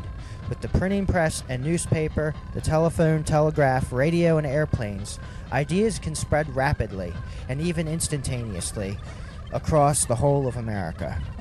Bernays said, the American motion picture is the greatest unconscious carrier of propaganda in the world today. It's a great distributor for ideas and opinions. The motion picture can standardize the ideas and habits of a nation. Bernays also said, the conscious and intelligent manipulation of the organized habits and opinions of the masses is an important element in democratic society. Those who manipulate this unseen mechanism of society constitute an invisible government, which is the true ruling power of the country. He also said, "We are governed, our minds molded, our tastes formed, our ideas suggested, largely by men we have never heard of. This is a logical result of the way in which our democratic society is organized. Vast numbers of human beings must cooperate in this manner if they're to live together as a smoothly functioning society." And also, "Our invisible governors are, in many cases, unaware of the identity of their fellow members in the inner cabinet." In his book Public Opinion, Walter Lippmann said that the manufacture of consent is capable of great refinements no one, I think, denies. The process by which public opinions arise is certainly no less intricate than it has appeared in these pages, and the opportunities for manipulation open to anyone who understands the process are plain enough. As a result of psychological research, coupled with the modern means of communication, the practice of democracy has turned a corner. A revolution is taking place, infinitely more significant than any shifting of economic power. Under the impact of propaganda, not necessarily in the sinister meaning of the word alone, the old constants of our thinking have become variables. It's no longer possible, for example, to believe in the original dogma of democracy, that the knowledge needed for the management of human affairs comes up spontaneously from the human heart. In his book, Lippmann compared the masses to a great beast and a bewildered herd that needed to be guided by a governing class. He described the ruling elite as a specialized class whose interests reach beyond the locality. This class is composed of experts, specialists, and bureaucrats. According to Lippmann, the experts, who are often referred to as the elites, are to be a machinery of knowledge that circumvents the primary defect of democracy, the impossible ideal of the omnicompetent citizen. The trampling and roaring, bewildered herd has its function to be the interested spectators of action, not participants. Participation is the duty of the responsible man, which is not the regular citizen, but an elite. Mass media and propaganda, therefore, are tools that must be used by the elites to rule the public without physical coercion. One important concept presented by Lippmann is the manufacture of consent, which is, in short, the opinion that the general public is not qualified to reason and decide on important issues. It is therefore important for the elites to decide for its own good and then sell those decisions to the masses. But what do these men have to do with subliminal messages? First, we must understand... Nobody let Big Boss know about this dude. He might be lurking. Never know with that guy. That what these men were attempting to do was written over 2,000 years before they lived. Their words and ideals match exactly those of Plato from 300 BC in his greatest work, The Republic. This republic does not resemble a modern republic. Instead, it's ruled by philosopher kings, who are the only people who can recognize what is truly good. What channel is this? I'm not sure. He said in the video that he has a YouTube channel, but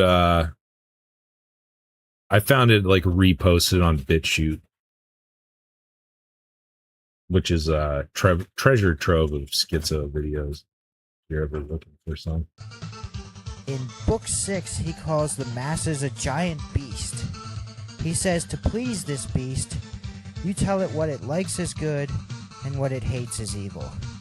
Plato envisioned a utopia that would be achieved when these philosophical elites took control. In Plato's utopia, private property is abolished, and children are never allowed to know their parents. This is a collectivist system. Plato's Republic has been blamed for the rise in totalitarianism in the 20th century, and also was a foundation for communism. Ayatollah Khomeini was thought to have based his role in the foundation of Iran's Islamic Republic on Plato's philosopher king. This collectivist system, ruled by an elite class, not only does not respect individual rights, it sees its citizens as beasts that need to be controlled and told what to think. On a side note to this is Masonic philosopher Manly P. Hall, who said, "The secret purpose of the Freemasons has all along been to bring about Plato's utopia that he called Atlantis, which would be led by a great philosopher king."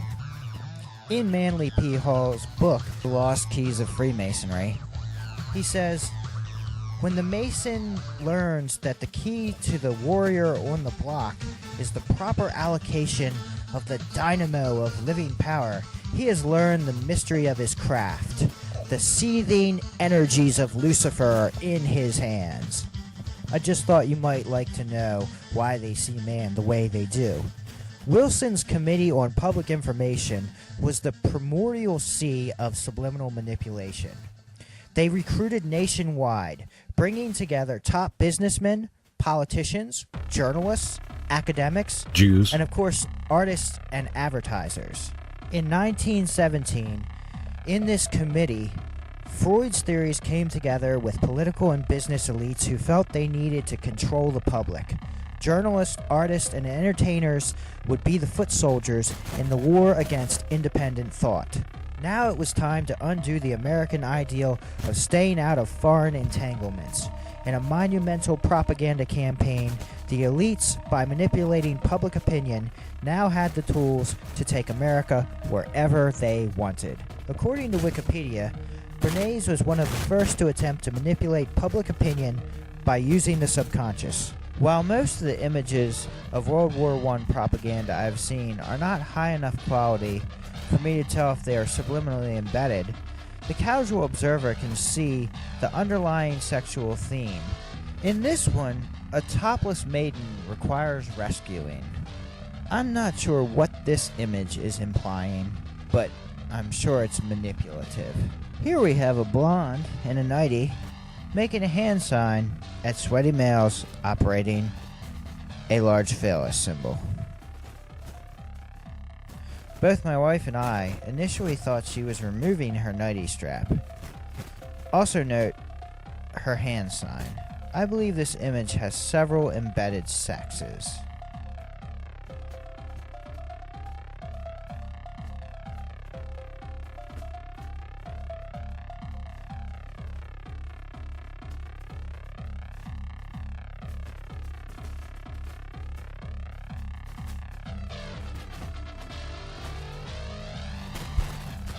back on this again, I guess.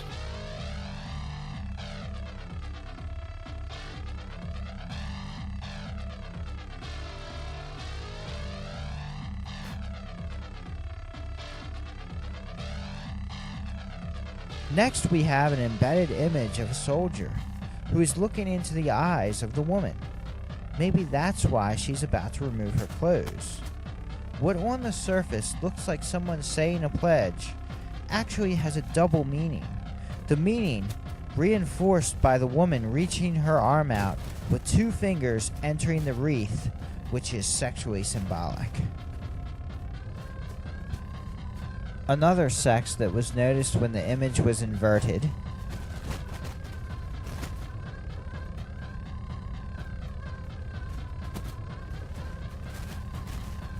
Women in underwear must have been sewing a lot of bonds. Part of this one's clothes is flapping in the wind. Another possible sex embed. Two sexes in the flag.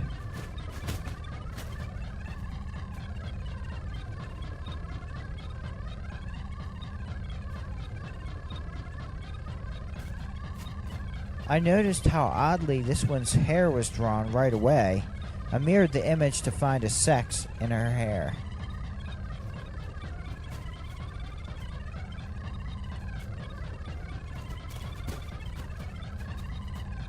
So to get America into World War I, they decided to go with the hardcore sexual sell.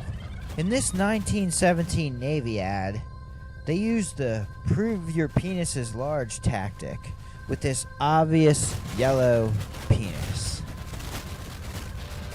They also embedded other strange images in World War II posters that I've shown in other videos, such as a man in a top hat.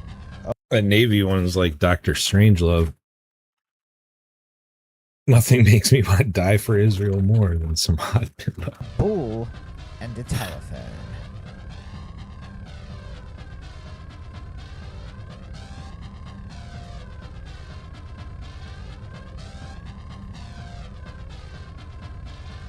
You already showed all these.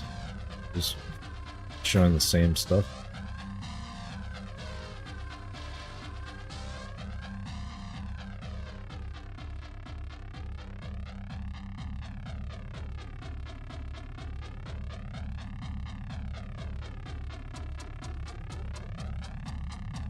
They didn't stop with World War II.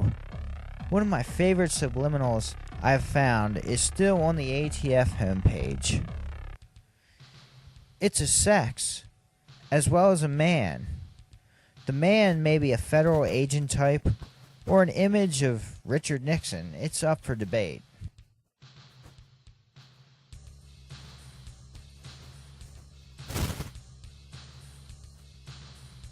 Okay, this guy's actually hitting on some things. For that, I can almost deal with the gay-ass Mortal Kombat music. What's up, Chris?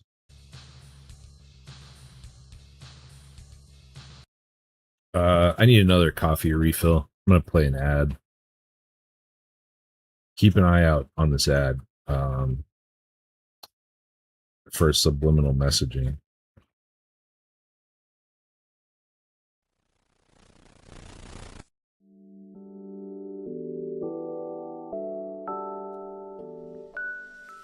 Vote Harder 2028 Campaign Upgrade Kit. For the delusional conservatives who still believe if you just vote a little bit harder, the brown tidal wave replacing your country will magically stop. You've been saying 2 more weeks and trust the plan for 8 straight years while your neighborhood's turned into third world shitholes. You're not a patriot. You're a compliant little voter cattle who keeps showing up to the slaughterhouse because some retard on television told you this time it'll be different. Side effects include pissing away your entire paycheck on grifters who laugh at you, watching your bloodline get erased in real time, realizing you're too cowardly to do anything except click a button and cope, and still thinking the next election will finally save you. Keep voting harder, champ. They love how easy you are to pacify.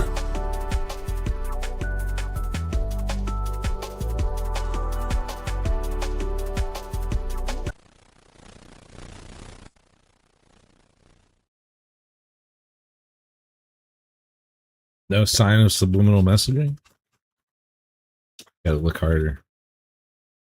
I like how when our generation was teens, the military would play frat bro, date great metal like Godsmack.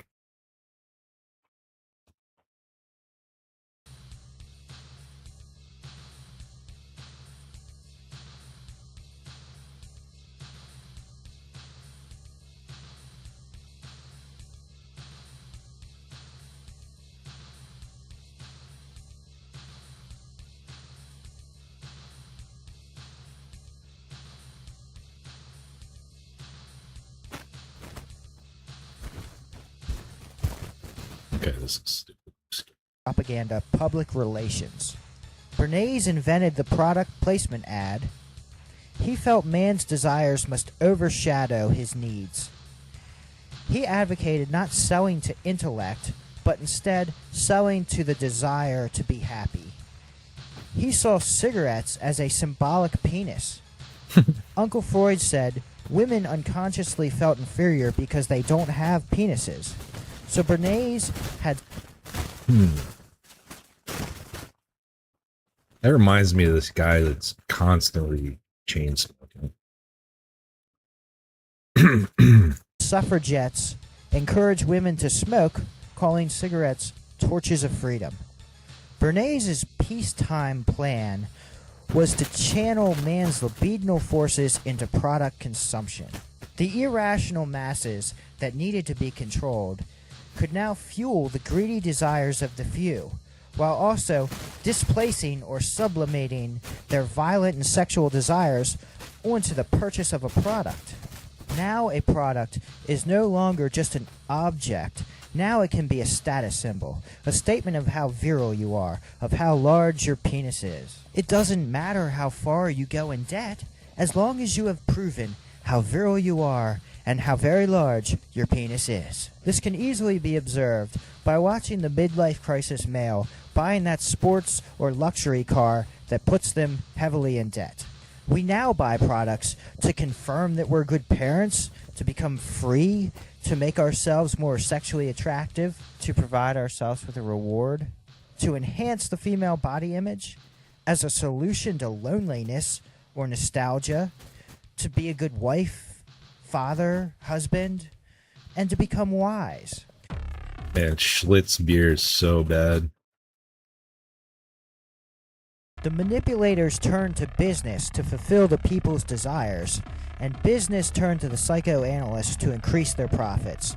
The result was a society that viewed their own self-worth by the purchases they made and the products they purchased.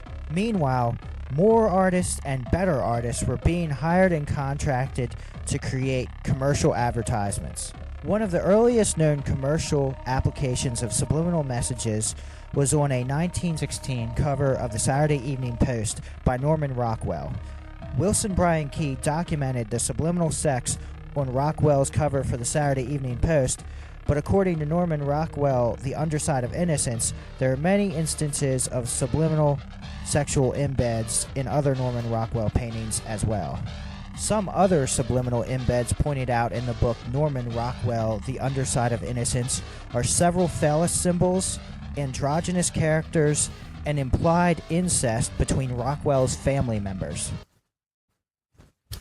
Oh, the text is kind of cut off here. I'll read it. The boy in the picture is Rockwell's son, Jarvis, and the woman is Rockwell's wife, Mary. In short, the entire painting is an Oedipal joke, one that his family found embarrassing.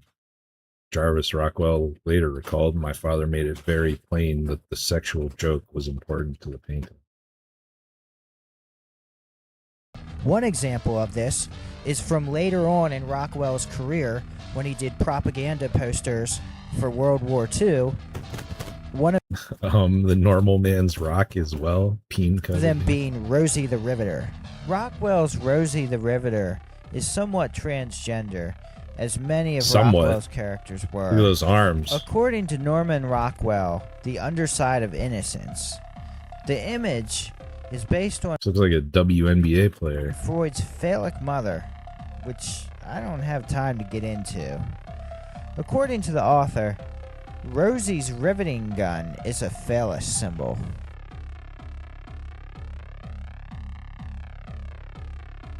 Salvador Dali fell under the influence of Freud, using his unconscious symbolism in his surreal paintings. He was an anarchist and a communist in his life, and he's quoted as saying the following things.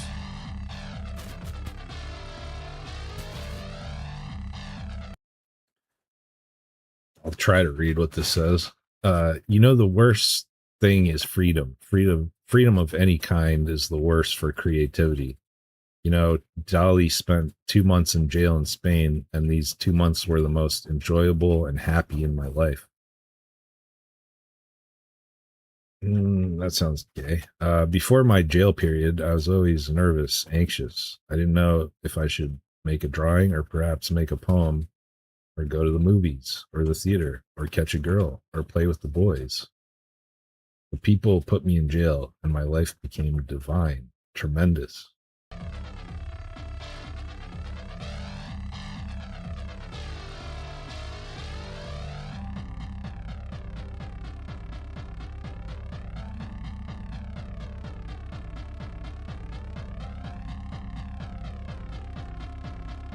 Freedom is shit, and that's why all these countries flounder from an excess of liberty.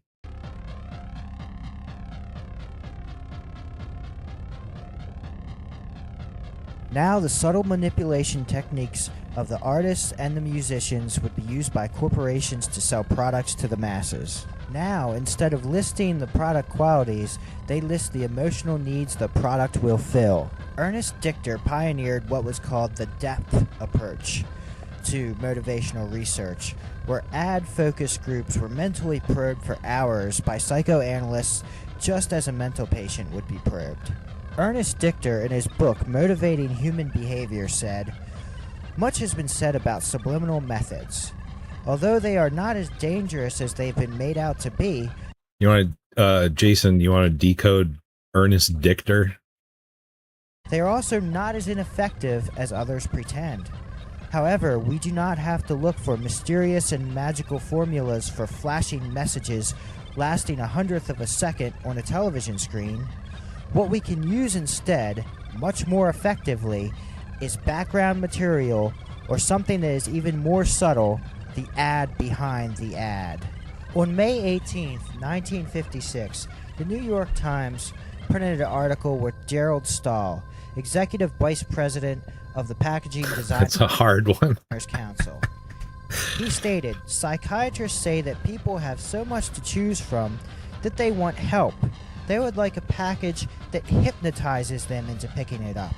He urged food packers to put more hypnosis into their package designing. In 1934, Dichter started a psychoanalysis clinic on the same street in Vienna as the now elderly Sigmund Freud lived.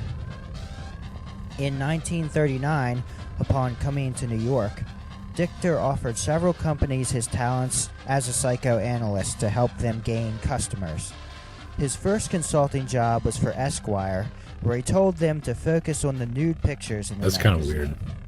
Next, he told Ivory Soap that bathing was an erotic purification ritual. After that, he told Chrysler that American men saw a car as a kind of mistress. According to Freud on Madison Avenue, Dichter told Chrysler to put in sexual double entendre into its advertising. "It fits me like a glove, and you just slip in it," were two lines he suggested. During World War II, he became a program psychologist for CBS and did some anti-German propaganda.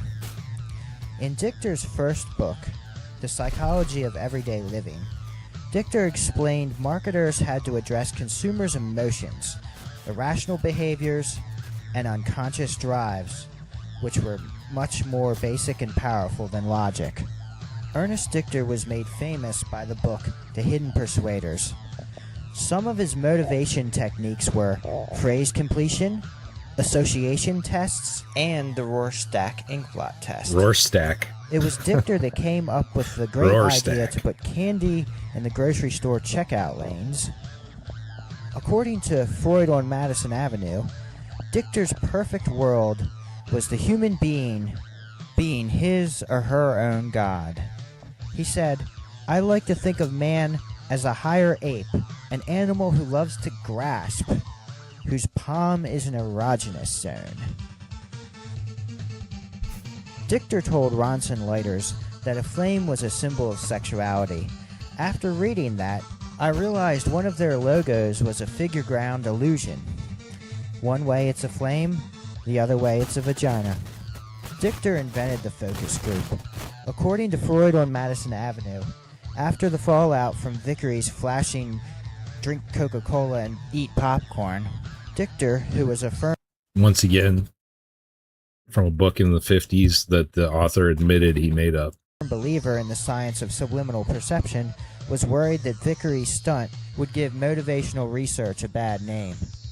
The book also says, "No ID prober was better known than Ernest Dichter, who is busier than ever sticking his nose into consumers' collective unconscious." Dichter had achieved almost mythical status, with many in awe, if not afraid of. Average. Must have been difficult to make all this subliminal messaging with only one hand. The uber shrink. Dichter thought women bake cakes as an act of fertility. He recommended his clients emphasize a creative, fertile moment in their ads. He That's said true. women like bug sprays instead of more effective products because killing the roaches with a bug spray and watching them squirm and die allowed the women to express their hostility towards men. In 1960, he published The Strategy of Desire, where he said, "Whatever your attitudes towards modern psychology or psychoanalysis, it has been proved beyond any doubt that many of our daily decisions are governed by motivations over which we have no control and of which we are quite unaware." He said, "About the only label most Americans look at closely are those disclosing the proof of the liquor they buy." Dichter told his clients to think twice about featuring more blacks in advertising. White people in a saying blacks Newport wanted ad? to see What? white models. In 1971, he published Motivating Human Behavior, where he claimed that continuous economic growth could solve all of the world's ills: poverty, nationalism, racism, war, and even destruction of the environment were no match for the happiness to be found in consumerism. Vance Packard said in The Hidden Persuaders, "The kind of tomorrow we may be tending toward in the merchandising of products may be exemplified by the use of depth probing on little girls to discover their vulnerabilities to advertising messages." That's creepy. No one, literally no one, evidently is to be spared from the all-seeing, big brotherish eye of the motivational analyst if a merchandising opportunity seems to beckon. In The Hidden Persuaders, one critic of Dichter's motivational research said, "Unless all advertising is to become simply a variation on the themes of the Oedipus complex, the death instinct, or toilet training, we must recognize that the motives which we deal with should be the manipulatable ones." This is yet another verification of the use of Freud's theories in advertising. In Motivating Human Behavior, Dichter said, "We were asked to help in motivating big companies to become interested in donating to Planned Parenthood. His advice to them is to present the problem in managerial terms. A product, in this case, Newports are white culture being stolen. children, are produced." He also told them to present Planned Parenthood as a more complicated and even more exciting project than a trip to the moon. "How would you like to go to a different kind of moon? The moon of social, psychological, and political problems." Then he says, "Present overpopulation as a problem of negligence and stupidity. Most intelligent people react vigorously when they become aware of the possibility of continuing a mistake just on the basis of stupidity." Obama with a penis in his mouth. He's gay. Confirmed. In the final chapters of the book, Dichter tells us how to manipulate voters and how to unify Europe. One of the most interesting things about this book is the cover. It has a completely absurd subliminal message on the front. The figure on Dichter's book, when taken out of the background, is equipped with punk-style hair, breasts, a miniskirt, a bracelet, and even boots. The fact that the lines are pink reinforce my interpretation. So the scientific or pseudo-scientific foundation of subliminal messages would be based on several of Freud's theories, such as how the subconscious works, libidinal forces, drives, dream symbolism, penis infatuation, the Oedipus complex, defense mechanisms such as denial, repression, displacement, and sublimation. The philosophical basis for subliminal messages may have began with Plato's bewildered herd, but was modernized by two agents of propaganda who would entangle America in its First World War, Edward Bernays and Walter Lippmann. This new powerful propaganda would harness man's animal drives into productive causes such as going to war and immeasurable profits. The final component of this all-powerful weapon was the actual communication. The artist had been contemplating uses of dream symbolism and the language. Hold on, I want to read that ad. That looked funny. And it looked like it was, oh,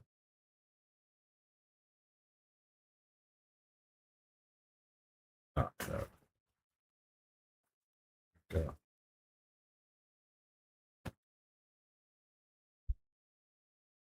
I can't really read it.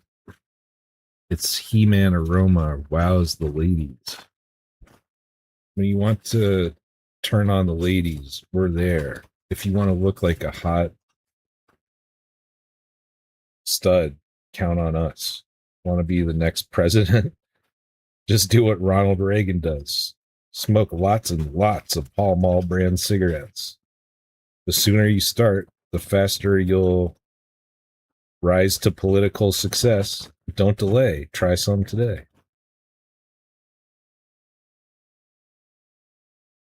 And the language of the unconscious mind since the 1800s, and also the copy or slogan writers who will tell you anything for a buck. So the primordial sea and the evolution of subliminal messages would seem to be the Wilson administration's Committee on Public Information, the same administration that snuck by the income tax and the Federal Reserve System, the same administration that attempted to form the framework of a world government with the League of Nations. Now, after nearly 100 years of refining, is the public now a harnessed beast to be led where the elite social engineers see fit, even if that's to war, poverty, famine, or death?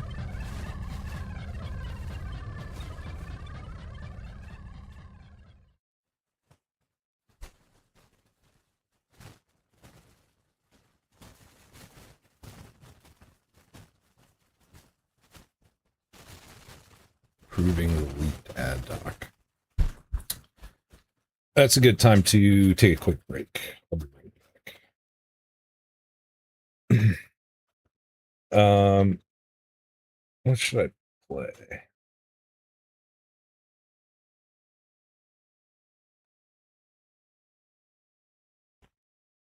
Hey, Total Gravity, what's up, dude?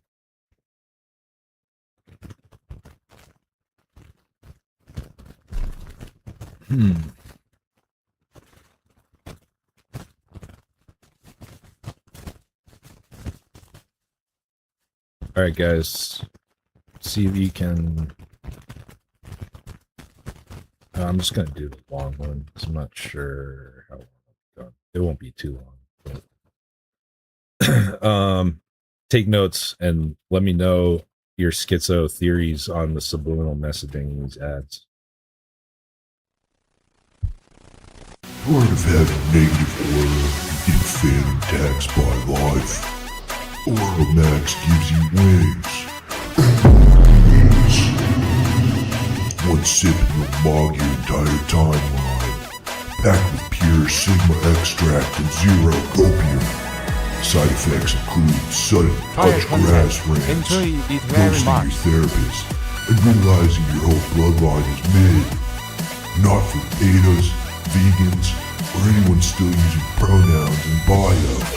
You're under 25 and your portfolio is negative. This is financial advice. Max, because your vibe is already cooked, real for real.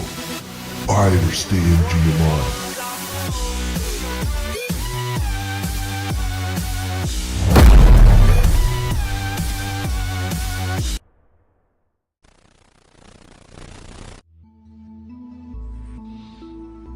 Hello guys, I watch a lot of streams on YouTube, but honestly, Blood Ego is my favorite. He has completely tapped in historically, spiritually, even cosmically. So if you start watching, accepting quick and suddenly he is connecting dots across history, theology and civilians. Half of the time I'm sitting there and thinking, is this guy genius, completely insane, or just dumb? But either way, you cannot stop watching, trust me. So if you have not hit the like button yet, please fix it immediately through him a donation and support Bloodly Ghost. Thank you very much.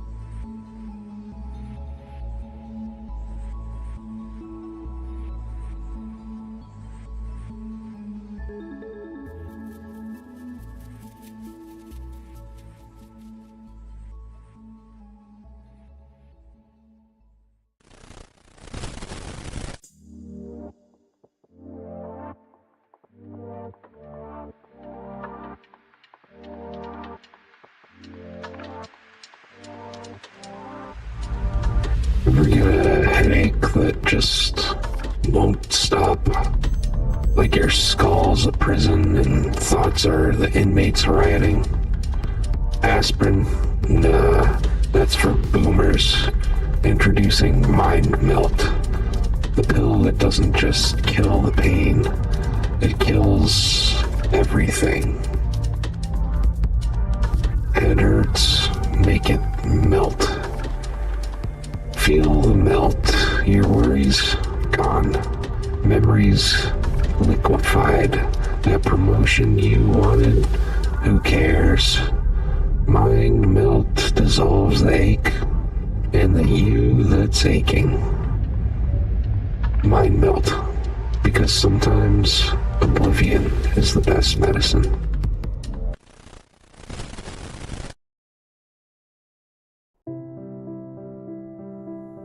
Tired of watching your body betray you? Liver spots, wrinkles, that pathetic fading libido. You didn't claw your way to the top to die like the cattle.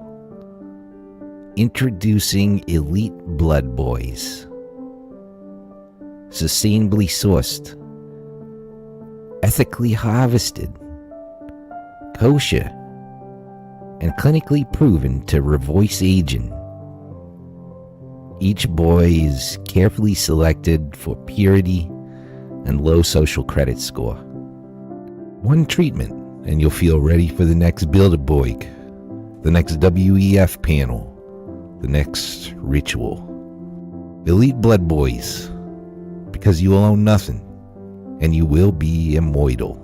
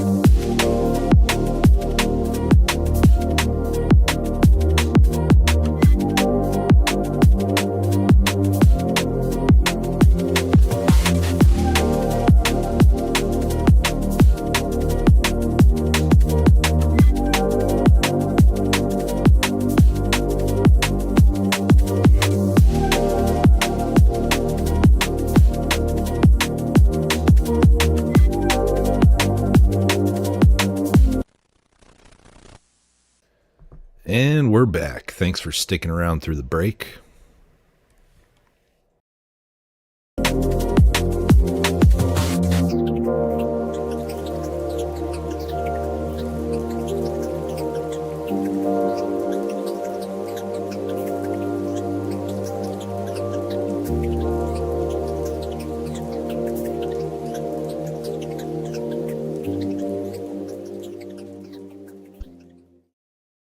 All right. I'm really back. Not just kidding this time. Thanks for waiting.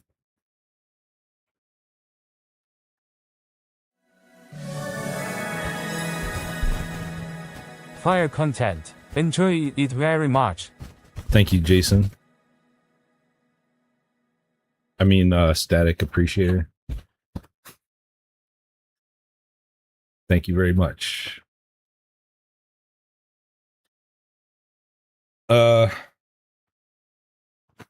I guess we'll get back to Nathan Bell.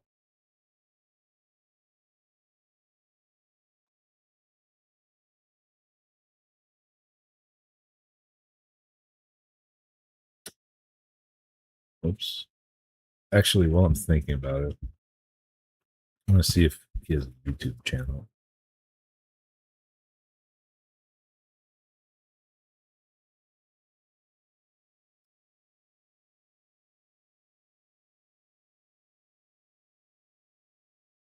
Not under Nathan Bell.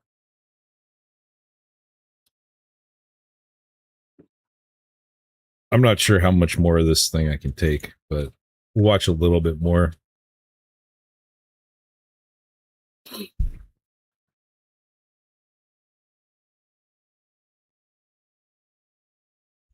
The ad campaigns referred to in the leaked ad training documents are Kent Cigarettes' Good Time campaign and Hiram Walker Whiskey's Imp campaign. I was able to purchase the Imp ad Not on this eBay again. that was used in the document. I also purchased the other ads in the Imp campaign. I was able to find several ads in the Kent Good Time ad campaign, but I've not found the two used in the document. It's very likely they're still out there, so please contact me if you have one. So first, I need to confirm that the subliminals mentioned in the ad document are actually in the real ad. This ad appeared in Sports Illustrated June 7th, 1976. In the actual ad, it's clear several of the subliminals are... Alright, I'm gonna skip ahead. I don't really want to hear about this again. You already went over this. Just the same crap. Basically. Static fan club president. Subliminal messaging received. Thank you, Static fan club president. the Imp girl's middle finger. This one's middle finger is between Pan's... Oh, that is kind of weird. There's another pan there. That is okay. That is kind of weird. You might actually be onto something. legs. There's a skull inside the fruit ring.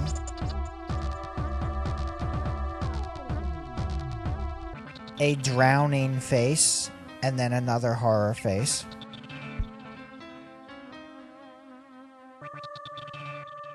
This ad I think of as the hippie version of the...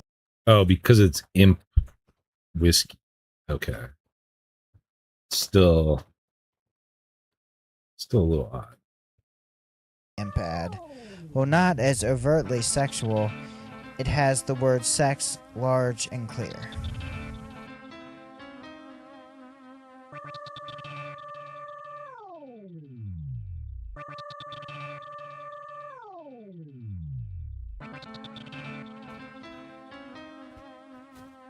David Icke covered these ads. That's hilarious. We also have another smaller sex and a female figure. I'm gonna skip it. I think we get to I have many of them on hand. We can confirm several aspects of the document. I purchased several of the ads, but there are many more that I... One thing I definitely agree with him is social engineering and propaganda through media, advertising, entertainment industry. But I think most here understand. Yeah. Have not examined. While I cannot replicate the sick, twisted narrative of the satanic couple, I've found many subliminal messages.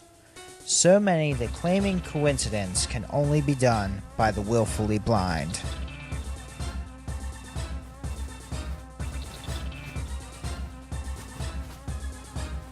In this Kent ad, we have another evil couple with similar sharp angles. Like the other ad, where the couple was jabbing each other with cigarettes, we have the woman's cigarette placed exactly on the man's hand. His hand grabbing a red arrow, or as these ad men might say, a red arrow pointing to hell. There's a devil face above her shoulder.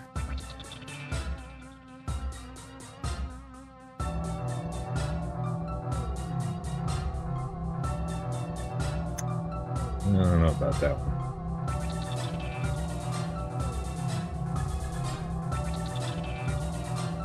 And a sex.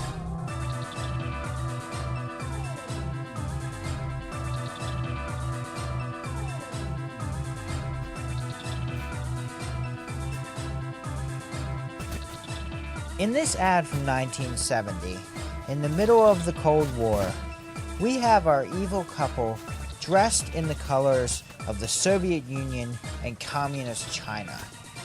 We also have the gender reversal because the man has fluffy white golf club covers, while the female's clubs are wooden with a phallus below them. They said they had made the cigarettes more narrow so they would seem needle-like. In this ad, the cigarette the man is jabbing himself with is 20% more narrow than the female cigarette. We have a sex airbrushed into the woman's face.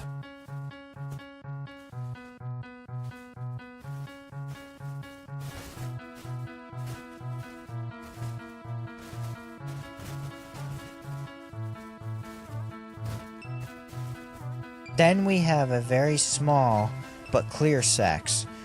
You may have also noticed the woman's ring resembles a skull.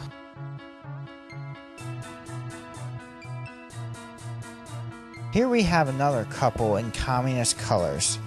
The man's hand and leg positioned to look like genitals.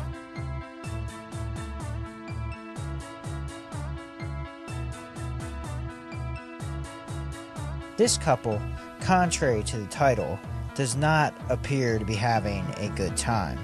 The woman is huddled over a cup of coffee and looks like she's not enjoying the cold weather.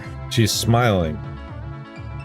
We have some embedded sexes that are fairly visible. The best way to see these is to first lock onto the S, or sometimes... I'm going to skip ahead again. This sex thing is getting kind of old.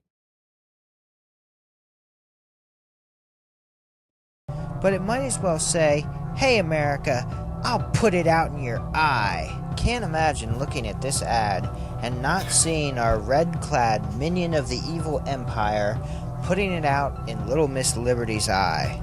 Look at the look on her face. I can't even believe it.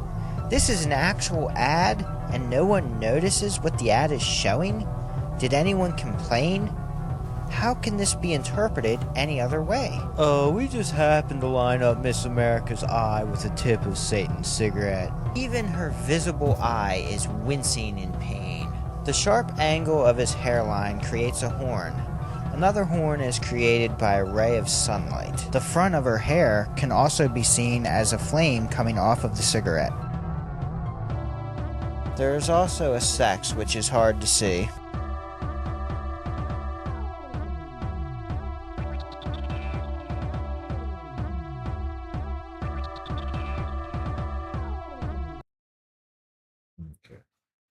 Embedded sexes.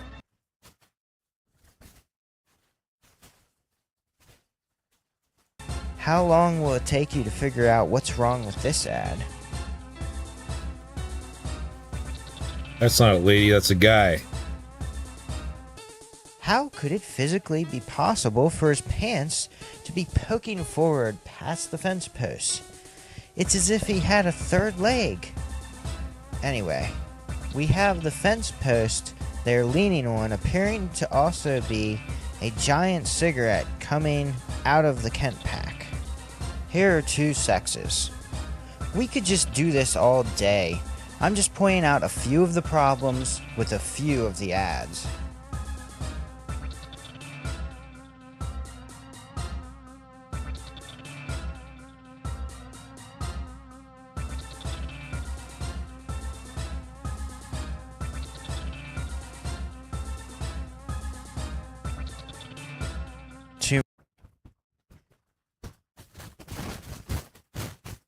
Popsicle ad. Here is an example of its use in Catholic art.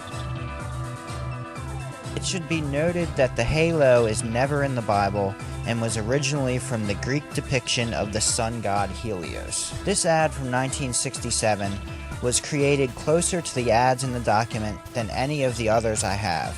I know this because they transitioned the placement and look of the Kent box a few times, and this one's just like our ads from the document.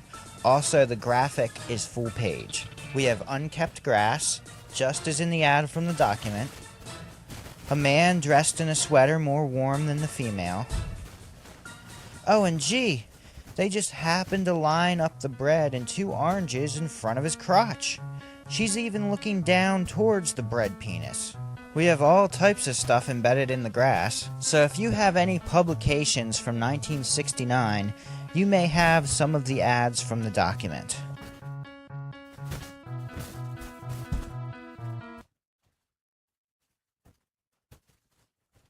And reported on.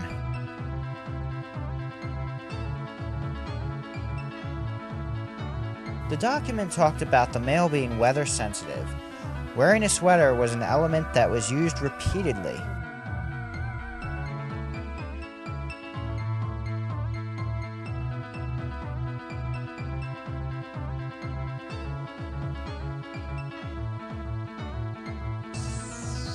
Jabbing with cigarettes?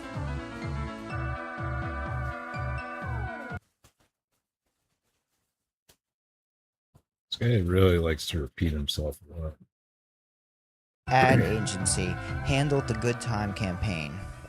Thank you for calling the Lower Line Tobacco Company. You may need a paper and pencil as you listen to this message. This call may be recorded for quality assurance purposes. If you have an inquiry or concern about the quality of a Lower Line tobacco product, please press 1. If you would like... This guy really ruined a quality video with horrendous background music. Yeah, I don't know. It kind of works though. Potentially quality. I don't know. It makes you feel more paranoid and on edge, though. Right? He knew what he was doing. Hi, I was hoping someone could tell me what ad agency did the Kent Cigarettes Good Time ad campaign from 1965 to 1971. I am not sure. So let me switch you to the operator and should direct your call. One moment.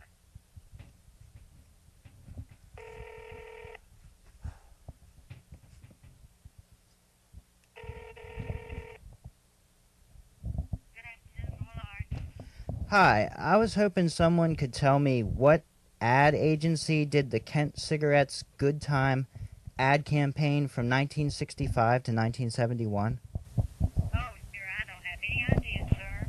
Just a moment.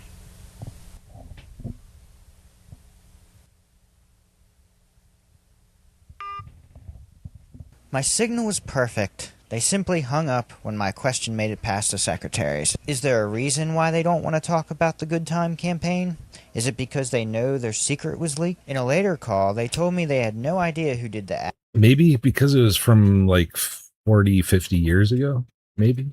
I don't know. Ads and no way to find out. Yeah, I wanted to know what ad agency did the Kent Good Times ad campaign during the late 1960s?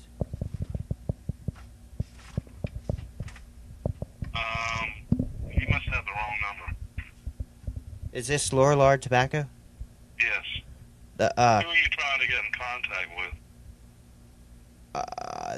I just asked the question and the secretary, I called your main customer service line, and they transferred the call to you. Okay. I don't know why they transferred it to me. Hold on just a second, okay? I'm going to get you a number. Okay. All right? All right.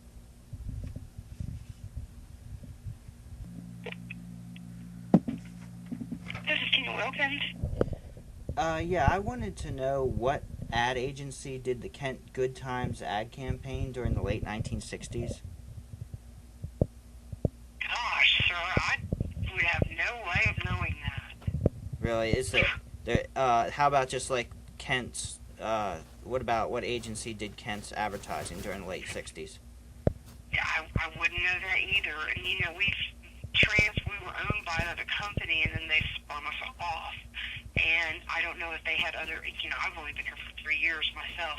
I don't know what agencies they've used throughout the years. I mean, I really wouldn't know what to tell you. Trying to think if there's a way that I can direct you to some information. The heavy use of subliminal techniques in these Kent ads from around 1970 show the incredible comeback from the problems in 1957. Vance Packard's Hidden Persuaders was the first problem, and the failure of the Edsel was the second. I had read several summaries of how Ford had an army of motivational researchers designing and marketing Ford's new line, such as in the book Freud on Madison Avenue. They said so much about the car being a failure, but the book never says anything specific that the MR people got wrong. I mentioned the Edsel failure to a car enthusiast. He told me that there was a fairly well-known reason it failed. So what was the reason for the biggest bomb in automotive history? Well, I was told people thought the front grille looked like a vagina. That was too good. It fits right in with what I observe, but I had to look it up. In this Time magazine article, it says, I really want this guy to meet Mud Fossil University. That'd be an interesting collaboration.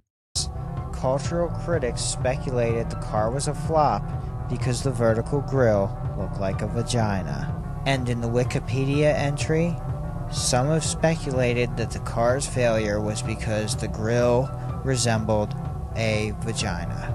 Even if Ernest Dichter was right, and men see a car almost as a mistress, I'm sure the idea of a car actually having a metal vagina did not get their motor revving. I wonder though, did they ponder using Dichter's quoted line, "You just slip right in it"? We could have a cross-promotion with turtle wax. Maybe you think the naive people over 40 years ago might fall for this stuff, but this could not be done to us in the information age. But technology has advanced quickly. The people with the power and money have exponentially more tools to manipulate with. Meanwhile, the relative power of the middle class and common man has decreased. These tactics of manipulating perception are still used politically. Over and over, politicians are shown in news releases with the subliminal halo.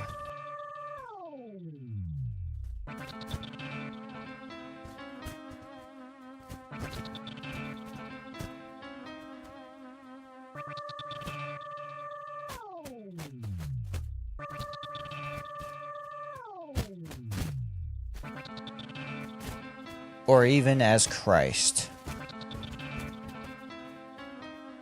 While some of the old ads seem to be too ridiculous to be effective manipulators, a quick look at some banner ads shows that advertisers still see us as ignorant fools. I call this one "Woman Lays an Egg."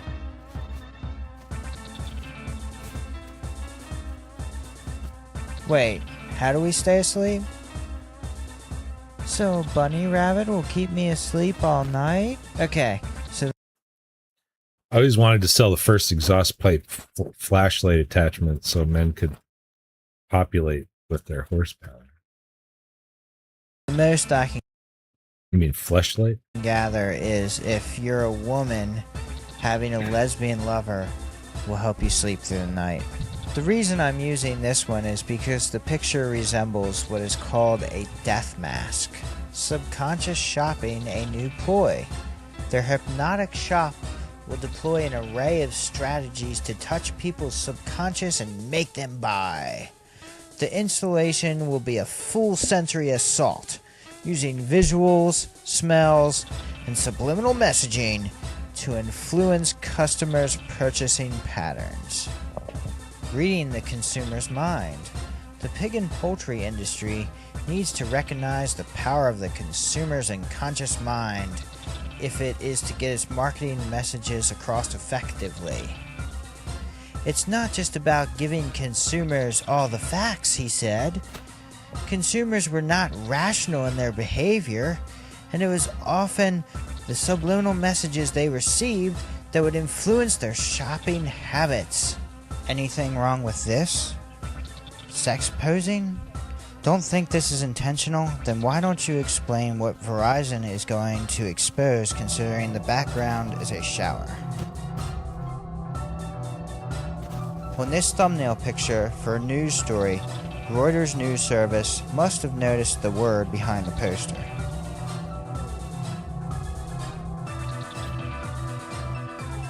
The advertisers told Congress that they did not use subliminal messages because they did not work, but almost every study shows that they do work. UK Telegraph. Researchers found that briefly displaying words and images so quickly that people do not even consciously notice does nevertheless change their thinking. They found it All right, I can't. It's almost over, but I can't deal with that music anymore. It's actually really driving me crazy.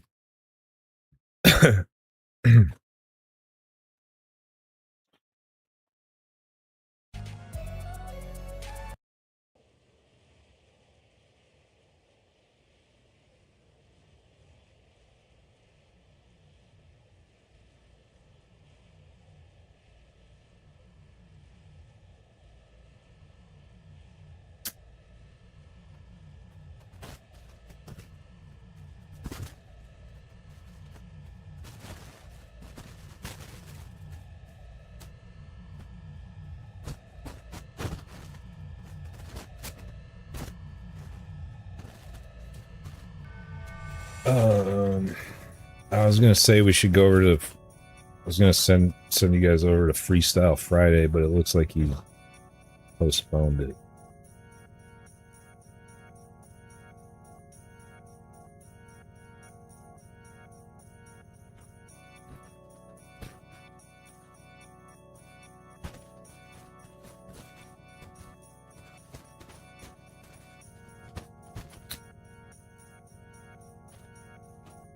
Yeah.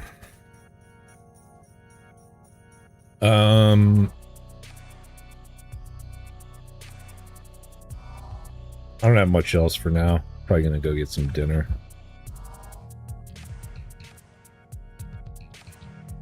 And oh, his audio's messed up.